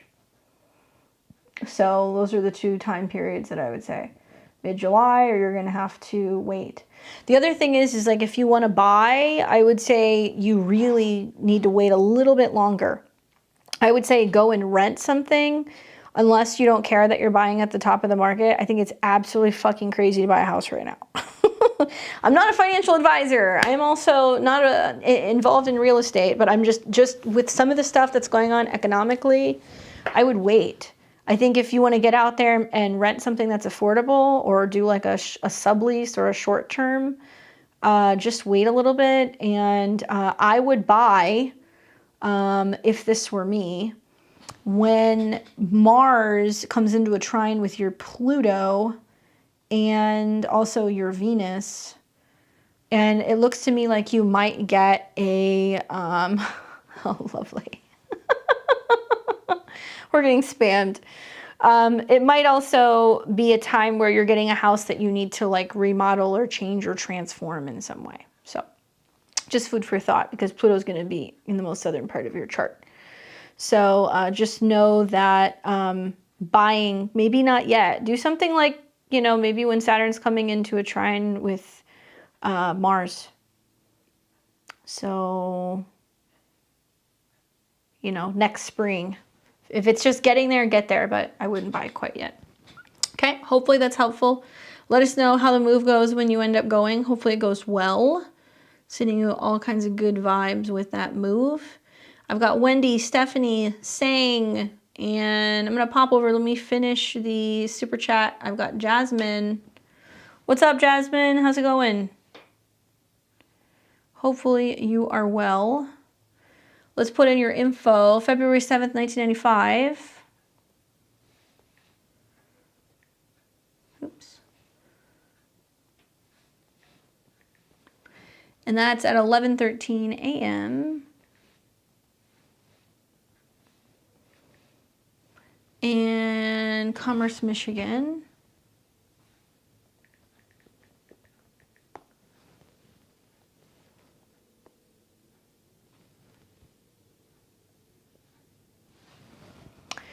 Okay, just looking to be aware of what's occurring around me in the ethers. Oh, I like it. Advice, etc. I got you. All right, so you are a Taurus rising. Whoa, Uranus is conjunct your ascendant. Girl, are you feeling a little rebellious? You changing your style? You wanting to move? What's going on? Uranus crossing your ascendant and it's at an angle. Talks a lot about becoming more authentic, giving yourself more freedom, more permission. There can be a sense of you having issues with authority figures though, and kind of being in friction and feeling like you want freedom from a work situation or job, or wanting to redefine yourself. There can be lots of changes with your style, your appearance, your nervous system can be like on edge. You really want to be managing stress appropriately, especially because you've got Uranus on your ascendant square Mercury, which is your mind, how you communicate. It's also in a slight square or coming into a square with your Mars, which is how you react to things. So this is what we call a T-square. I would say the big thing is that when Uranus is on an angle, giving yourself the freedom to dress differently, to be in different places, to act differently, to be more authentic. Now you are experiencing Uranus also square your sun. So major issues with authority, major issues in feeling like you need to be kind of more self-expressive, more creative is kind of coming through. I'm also looking at Pluto retrograding coming into conjunction with Uranus. So you've got a lot of Uranus transits at one time. What's going on? You feeling like you want to have like a breakup with your job, or are you still trying to figure out like what you want to be when you grow up? Is that happening for you? And shortly after Uranus in conjunction to your ascendant, it's then going to hit your moon. So that tells me that there is definitely moves in your future, emotional changes in your future, changes with your relationship with women or your relationship with your home. Especially, I think, when the North Node conjuncts your moon. The North Node's rule, it's the moon's nodes. So the North Node is what is unexpected, out of nowhere, and the moon is about our emotional security. So to me, it looks like you're like, I'm building a home within myself. You're really fixated on the moon. You're feeling very full. You're very emotional. You're very intuitive. Wanting to redefine, it's parental-like figures, but it's not bad, not close. Okay, so yeah, parental figures, especially like, it's kind of like challenging the authority figures that are more masculine because it squares to your sun. And Uranus conjunct your moon is being more emotional. So you might notice that there is a sense of you being like more feminine or more sensitive or being more intuitive. Definitely look into Uranus conjunct your moon as well. Because it can be emotionally, there is like these insights that you have about yourself, about your body, because it's in the first house, about your empathic abilities, about your relationship with your mom. you were born with Sun square moon and Mercury square moon. So there's this shift happening in how you relate to other people and how you express yourself to other people. And the other thing I would say is that a lot of it deals with like socializing and being a little bit more either social or just more in tune to like social cues in general. Saturn's also opposing your Mars, and Mars is ruled by both Scorpio as well as Aries, and Aries is intercepted in your chart. So there can be pent-up frustration and repressed anger that you're dealing with, or frustration. Martial arts or anything behind the scenes that you can be doing that's like a combination between spiritual stuff and also physical body. So it can also be like Tai Chi or anything in regards to self-defense can be really wonderful for helping you neutralize that energy. And I also feel like with Uranus in opposition to your Mars here, Saturn in opposition to your Mars, there is this feeling of like possibly needing to keep certain relationships at arm's length, like being like, I need a little bit of freedom, I need a little bit of space, I'm not really ready to get too close to you yet. You haven't come into your Saturn return yet. That's going to be about in a year and a half. But something starts happening at about 27, 28. You start feeling the effects of it. So actually, Saturn heading your Mercury and your Sun is like all about career stuff and then redefining your goals during your Saturn's return. So next spring can be like a good time to get like a reading, like a Saturn return reading, so you really know what your Saturn return is going to be about. The other thing that I would say is that, you know, this eclipse that you just had, the solar eclipse in Taurus, it was pretty damn close to your south node. So there's this like kind of cosmic or psychological shakeout that's happening. It's very active. So you want to watch actually when planets cross over that degree later this year. Like when Venus crosses it, because that's your chart ruler. And it activates at 11, 12 degrees, June 6th through crossing your ascendant is about healing, spiritual healing, a lot of goddessy work. And then when Mars crosses it, these are endings of cycles. The 12th house is endings, releasing, letting go. So then you're going to have it again. And this is more, I think, about old relationship stuff getting flushed out, or letting go of old relationships, especially watch for July 20th through the 23rd. And then those eclipse points have already been activated. You're not going to deal with Jupiter crossing that until next year, but those dates are a lot of like, what am I afraid of? What am I clearing out? What people are coming to me from the past? Or like, what do I need to put to rest, especially in terms of old relationship fears and frustrations? And where maybe you're noticing that those are coming up and it's like actually having you keep certain individuals at a distance, you know? I can feel the strong working out, running helps ease the edge. There's a really strong feeling when I'm thinking of the connection with people around me. I can feel the slight changes occurring. Yeah. And like look into if you're stressed or if you're noticing just like that, you're buzzing with energy, like manage your caffeine intake. Your sleep schedules might be a little wonky. You can also look into something called cell salts. They can be really helpful for Uranus transits, like super, super helpful for Uranus transits when you're having conjunctions or squares. Same thing goes for you guys. So if you guys are having some of those squares to your angles or to planets or conjunctions, it's really helpful. Because you can like short circuit, you know, you can get super overwhelmed. But yeah, seriously consider, especially as Saturn is retrograding back here soon and it's going to conjunct your Sun.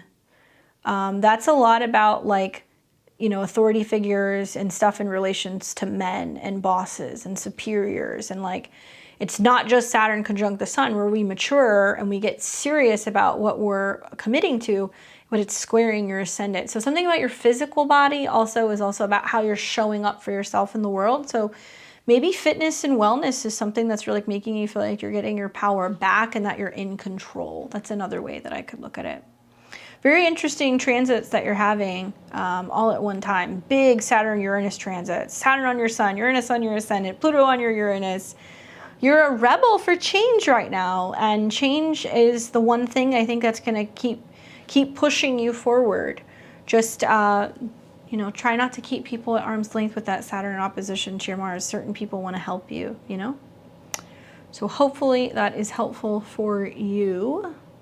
I hope that gave you some clarity. All right, so we got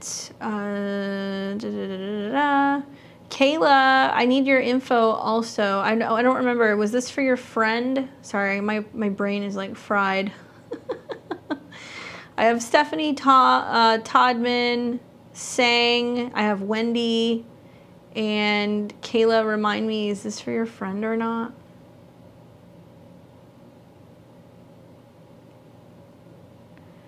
Definitely. I think there's anything with Chiron, 4 children and 3 fathers. Chiron. Mars, you have Mars in your 5th, so I can see where there's a couple kids.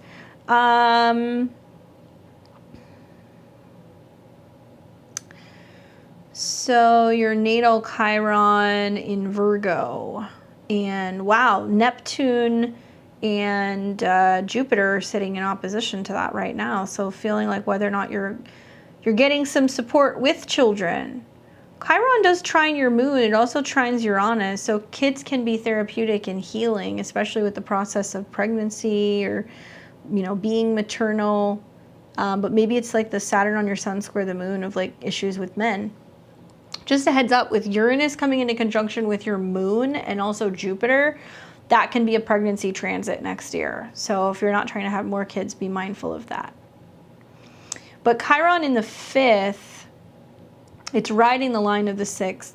You want to be careful with blood sugar stuff. Sometimes I see people who are like pre-diabetic or have like gestational issues and things like that with diabetes. I don't know if that's something you dealt with while you had pregnancy. The male thing is why I brought up the children and the fathers. Thank you for the read. I appreciate it. I'm just trying to work with healing the child wound. Yeah. Well, I mean, listen, with Jupiter and Neptune in opposition to that right now, you can do a lot of that through meditation and like consciously going into the subconscious to do that work. It can also be therapy. Jupiter and Neptune, wonderful time for therapy as it opposes Chiron and helping deal with issues with your, you know, child wounds. So that way you're not kind of, you know, passing that on or continuing that through children in general. Hopefully that's helpful. Did I lose anybody? I'm trying to figure out where we are. Kayla, let me know, were you getting that for someone else? And then Wendy, I'm assuming you're still here.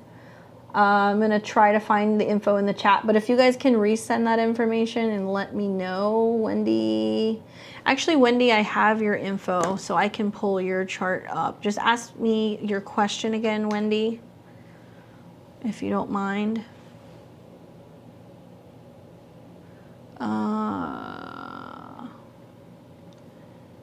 July 13th, 65.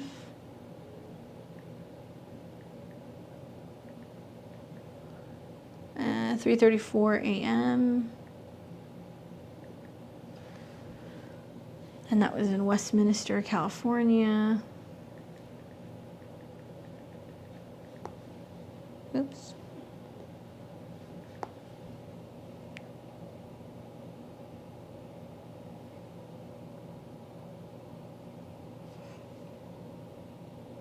There we go, 3:34 a.m. No, that's not the right place. Westminster, California.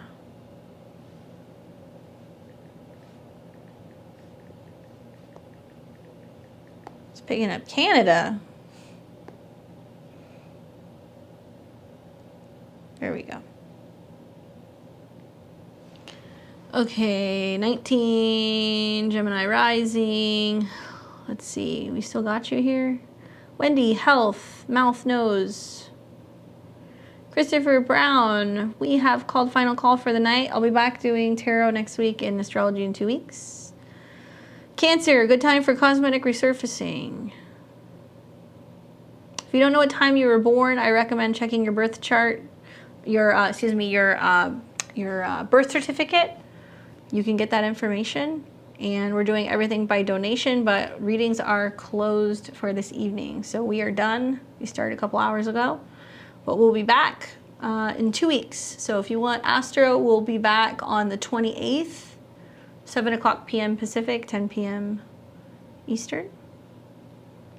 So Wendy, health in regards to your mouth and nose and resurfacing cosmetic stuff. All right. So let's look. I mean, it is a Mercury retrograde in the same sign as your ascendant. Now, cosmetic stuff is going to more so deal with your second house. And Venus is in a square to your sun, so not right now. But we could do something like, is it going to be resurfacing with a laser, or is it going to be chemical? Do you want to let me know?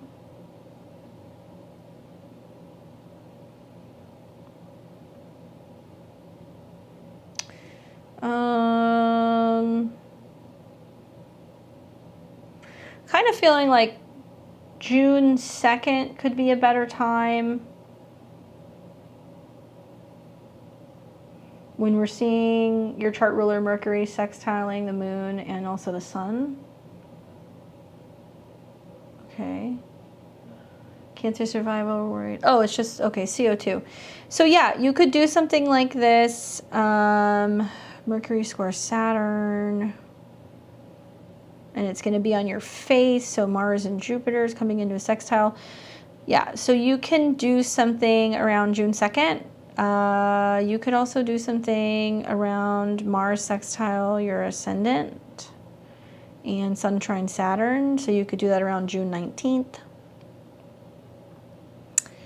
You could also do something when your chart ruler is on your sun, right around your birthday. And Venus is in a trine to Saturn, which would be around July 12th. And that is a full moon, but that's okay. That's fine. It's your lunar return. Yeah, I think if you do it in June, you're seeing the results that you like by around mid-July, you know? The only thing you want to watch for is you don't want to do anything when Mars is in a square to your sun.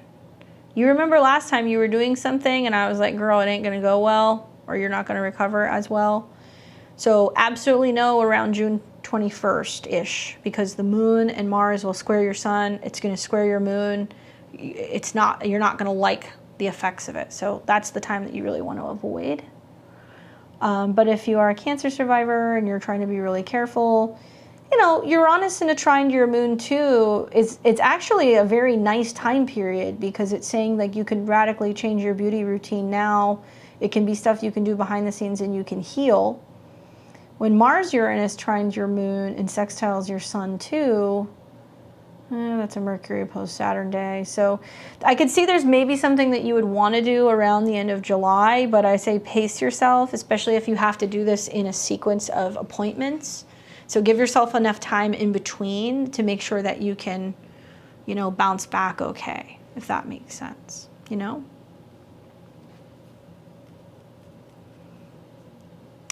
And then by the time Venus crosses your sun, you're going to be quite happy, I would assume, with the results, because it's crossing your sun and it's trining Neptune. If I'm not diagnosed with mouth and nose cancer. So the mouth is going to be more, it can be related to the second house, so the sun.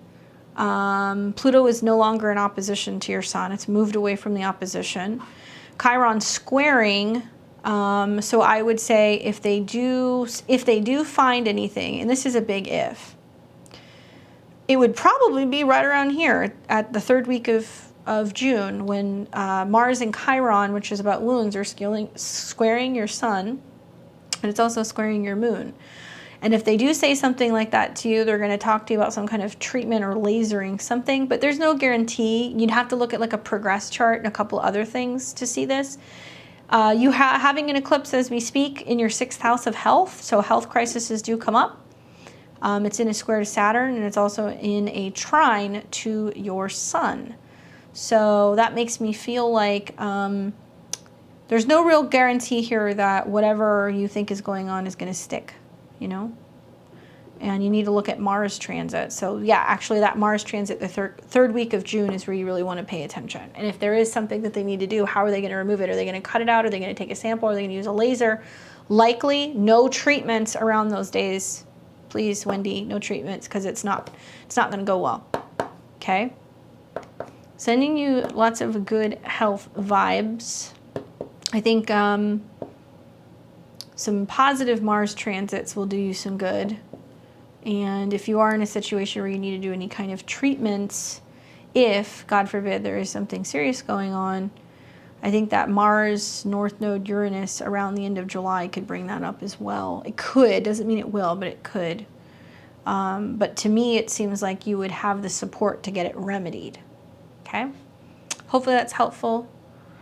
Just that mid-June period, the no-go around when the moon conjuncts Mars and squares your sun and also the moon. So I would say I'm not wild about, you know, June 16th through the 23rd. Those are the days that I would say no go. It's one thing if they want to talk to you about treatment. It's another thing to do it. I would not do it then. Because I don't like the Mars square your moon. I don't like the Mars coming in to square Pluto. I don't like the square to your sun. So those are the no-fly zones.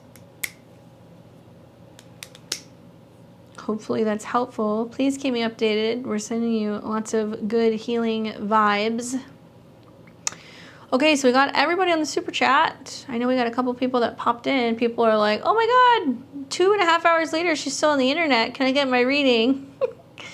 Sorry. I knew tonight was going to be crazy because of the eclipse. Okay. Stephanie Todman is what I have, and Sang, and Kayla. Anybody? Kayla? Anybody? Kayla? Jessica Martinez, I just saw you. We did call final call, but I've been meaning to send you a message. Send me a DM because I have something I want to offer you if you're still watching. You're welcome, Wendy. Beast mode is right. I need a Red Bull. I need a Red Bull bad. Stephanie, where are you? I need your info.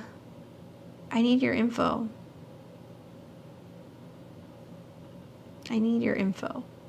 I'm sure you guys send it, but there's been so many messages. I'm gonna scroll back. Let me see if I can find it. Stephanie Todman. And then it's your turn, SR. And was that Infinitely Lily that sent it for you? I can't remember. What is this? Here we go.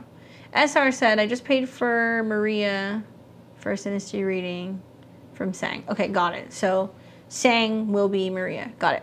So you're on deck. Where is the other Stephanie? Emma, I just saw you. Are you still here? Did you want to get your reading? Let me know.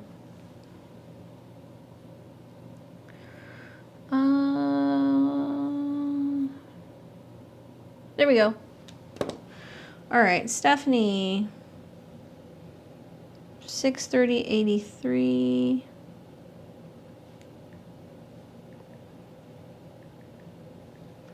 And that was at 12:57 p.m. in Brooklyn.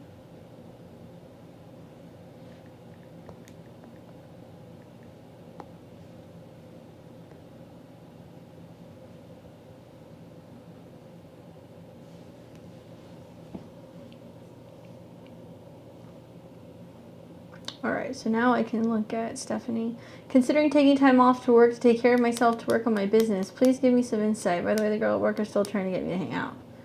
What a freak. No, I'm just kidding.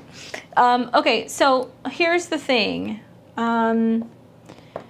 This eclipse that you're having right now, okay, in the next 24 to 48 hours is happening in your second house. It's a south node eclipse, which means we're emotionally detaching from something. The second house is making money. So if there's other Libra risings watching this, that's exactly what's happening for you too. The aspects might be different depending on your own personal natal chart. But this eclipse is squaring Saturn. So it's basically saying, what sacrifices do I need to make right now, monetarily, with resources, with money, so I can focus on a passion project or something that I really want to do or something that I really love to do. This eclipse, because it's squared by Saturn, for everybody, wherever Aquarius is, it's like the sacrifice that we have to make. The commitment that we're making, and then the south node is what we cut. So in your case, it's money. The nice thing is that you do have Saturn in your 5th house of creativity and being self-employed. It's trining your Pluto, which is the ruler of the house of money. It's trining your Saturn, which is the 4th house of emotions. It tells me that likely, even though you probably would not want to go without working, you see the benefit and the possibility and the opportunity to invest more of your time, Saturn, in another project or your own employment, because you see the benefit and what it could actually bring you down the road. So if you're making this decision right about now, you're on time. Taking care of yourself is part of it too, because Saturn in the 5th is about your own happiness, right? So it's like, you know, are you willing to kind of take a sidestep and focus on what brings you pleasure and joy and really enjoying yourself, and then coming back to it? I think it's a good move, especially if you can swing whatever's going on with your cost of living. I will tell you that you're setting yourself up quite nicely. Once you start to see Saturn come into Pisces next year in your 6th house and it's trining your midheaven, it makes me feel like you're restructuring your schedule. Maybe, you know, your business is expanded. Maybe you're hiring people. But I would say probably what will happen is, depending on how much time you want to take, know that you're going to be quite busy with some kind of work the end of June, really through about August. So I don't think it's going to be like, oh, I'm just going to take a month. I think you might take a couple months off. And then when planets get into Leo in your 11th house and it starts squaring the nodes, you're kind of reevaluating, okay, I've taken maybe June, July, August off. How am I doing on resources? You know, how far have I come? There's this reevaluation when planets in Leo oppose Saturn in your 5th. You know, what have I created? You do have a new moon eclipse that's going to be happening, and that will be taking place in Scorpio at the end of October. And I think that's kind of setting the stage for being like, okay, back to making money, back to working hard type of thing. Okay, you could do 8 weeks. I'm going to say give it till August. So, you know, maybe you're going to make the decision to start this in June, right? So June, July, you go back August. See how much work you've got done, reevaluate it. But it would need to be at least that long. The other thing is that I could see another opportunity, depending on the work that you're doing. Look at the eclipses that are happening in the fall when you have that full moon eclipse in Taurus for like what you have accomplished, what you've brought in. Because we just had an eclipse, I know, 2 weeks ago, which is in your 8th house, which is like, what can I generate? How can I generate more business, more income? What can I create that's going to help me be more sustainable? It's smart, especially knowing that Jupiter is going to go into your 8th house next year and it's going to bring you more resources, but take the time. It's really common for the Libra rising right now, especially people who have personal planets in, you know, the 2nd house. Your Pluto and Saturn are very close, and I think Saturn coming into the trine with your Pluto-Saturn is basically saying, take the time now. It's going to be harder for you to do this down the road, you know? And if you've got coverage for your cost of living and stuff, and if you can swing 2 weeks and you can manage your resources, do it. Mars is going to come into opposition with some stuff. And this is like you're feeling the crunch at the end of July going into August, being like, I have got bills to pay. I got to go back to work. You know, I got to pay credit off or things like that. So I would say just be really mindful of your spending and make sure that, you know, you're not in a situation where you're kind of, you know, living above your means or putting everything on credit cards only to turn around and then get stressed out at the beginning of August and being like, now I got to work. You know what I'm saying? And I don't know what kind of a business you're doing or if it's going to be client-based or what, but Mars is going to go into your 9th house. It's going to trine Saturn and all your placements. It makes me feel like this is the sweet spot to do it. It's not going to be easier for you to do this later in the year. You're right on the money with doing it when you want to do it. I'm having the same thing. I'm a Libra rising too. I'm an early degree Libra rising.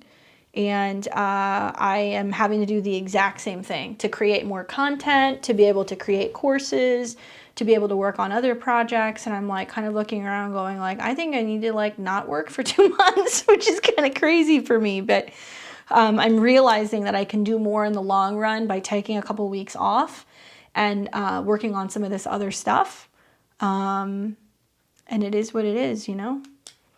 It's kind of, you're having to willing to make that sacrifice with the eclipse in your second house. I say do it. It's a good move. It's going to be the easiest time for you to do it during that period of time. So consider doing it, I would say, June and July. You can go back in August. Hopefully that's helpful for you. Let me know. And a great evaluation time will be August when everything opposes your Saturn. That's the turning point of everything you've been working on actually since February. So there's been other work that you've started, but maybe you really realize you need more time. Okay, so I've got SR, who really is Lily.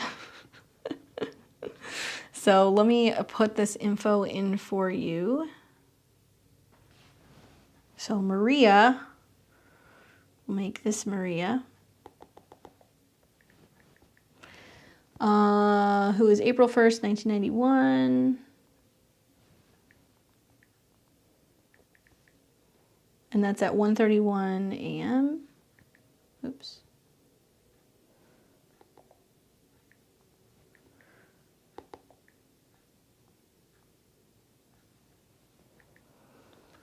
Oh my gosh, how do you even pronounce that place in Canada? That's crazy. I'm not even going to attempt that. Let's take a look.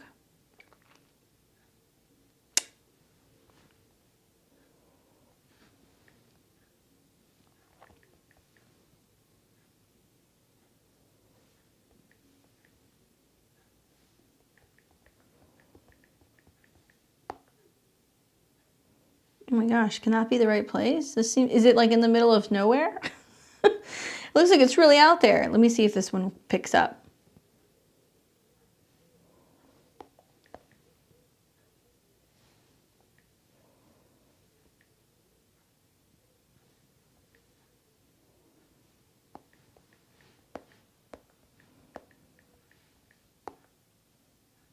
Okay, both of these places seem extremely remote. You're gonna have to confirm and let me know. April 1st and 1. Okay. All right. So that's you. And then the other person, Brett, August 30th, 1986.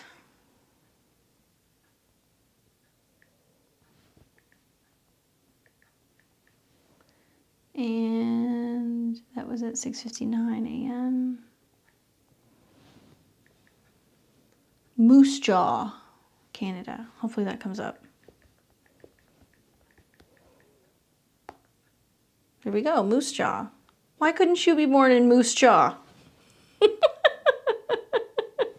Jesus Christ.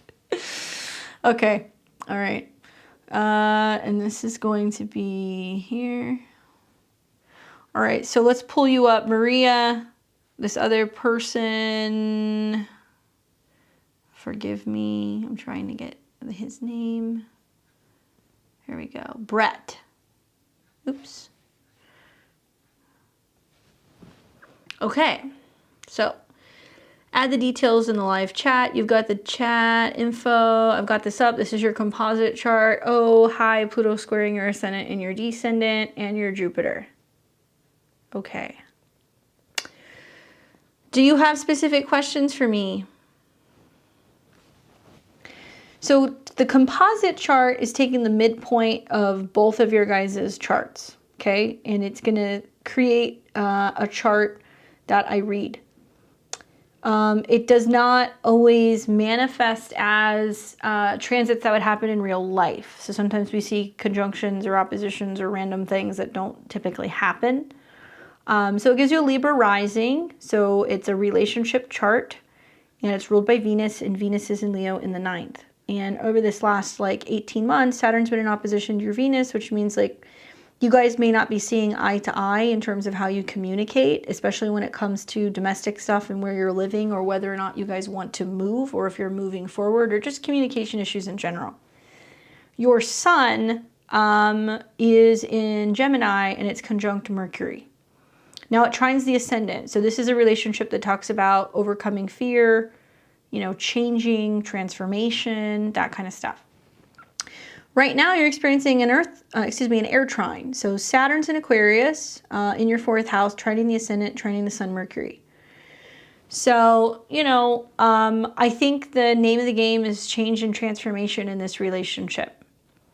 You guys have hit a point here with, you know, all of these planets that have been moving from your 4th house into your 5th house to figure out like more domestic stuff. So I'm wondering, like, do you guys live together? Are you talking about trying to buy a house? Are you guys talking about whether or not, you know, if you are going to, you know, build a family, build a life together? These are all like Saturn things right now. The nice thing is that Saturn's trining your ascendant and your sun and your Mercury, which means like you guys should be talking about the future and where you're actually like going together. So if you guys aren't doing that stuff, it would surprise me. The other thing is that Jupiter is coming into conjunction with your guys' 5th house Mars, which is love, true love, and talking about commitment and marriage. With Mars and Jupiter coming into conjunction with your Mars in the 5th, I would say, are you guys talking about having children? If you're not, then I want you to be really mindful of just like a really strong fertility transit. This is from the end of May until Jupiter leaves your Mars. There could be a lot more of like, I love you, I'm in love with you, talking about having kids, stuff like that. Really strong the next 2 months. Libra risings in general, just like natal Libra rising charts, because Saturn's in the 5th house, there is this like ongoing conversation about, you know, kids, children. But because you're a late decan, it's like you guys need to have the conversations with Pluto in the 3rd, and then you guys need to be talking about where you want to do this, if you want to move, if you're moving, you know, in the same direction. An 8th house composite chart sun means like there's a theme of transformation and merger and being able to dig deep and talk about things that you're afraid of. Oh, you already have a kid. Okay, well, that's your first child is your 5th house. So your second child is your 7th house. And there was an eclipse, or there's going to be an eclipse in opposition to your Jupiter. So it's kind of being like, okay, if we're going to do that again, we need to move forward. You need to take the next steps. Jupiter in the 7th is about ceremonies. So I actually really think that this is about you guys not only talking about what direction you're going in with your relationships, but whether or not you would want to ritualize your guys' union and if there would be a ceremony. So talking about further commitment and possibly a second child, that's all kind of coming up for you in August. So be mindful of that. And I would say with the Mars-Uranus conjunction, it's about sudden changes in where you're living. Oh, we gotta love all of these. Yeah. But to me, it seems like there needs to be a sense of, you know, you guys being on the same page about further commitments and ceremonies that are going to be taking place. So it's like, you know, marriage, you know, engagement, stuff like that. I wonder if you guys are going to suddenly decide to make a big decision about moving forward. And there can be ultimatums also in August because you've got Uranus, the ruler of your house of home, meeting with Mars, which can be about conflict. That's like, look, if we're not doing this and moving forward, if we're not moving forward and actually doing, you know, what we have already been doing for 5 years, I'm out. And that's because Pluto's square the ascendant and the descendant. I will tell you that it's kind of weird to me. Like, you know, I mean, you will probably agree with what I'm about to say. But you guys already have a kid. Like, there's nothing more binding than that, right? Like, even if you guys don't live with each other, you don't get married, you're going to have to see each other for the better part of the rest of your lives. So you're already kind of tied together.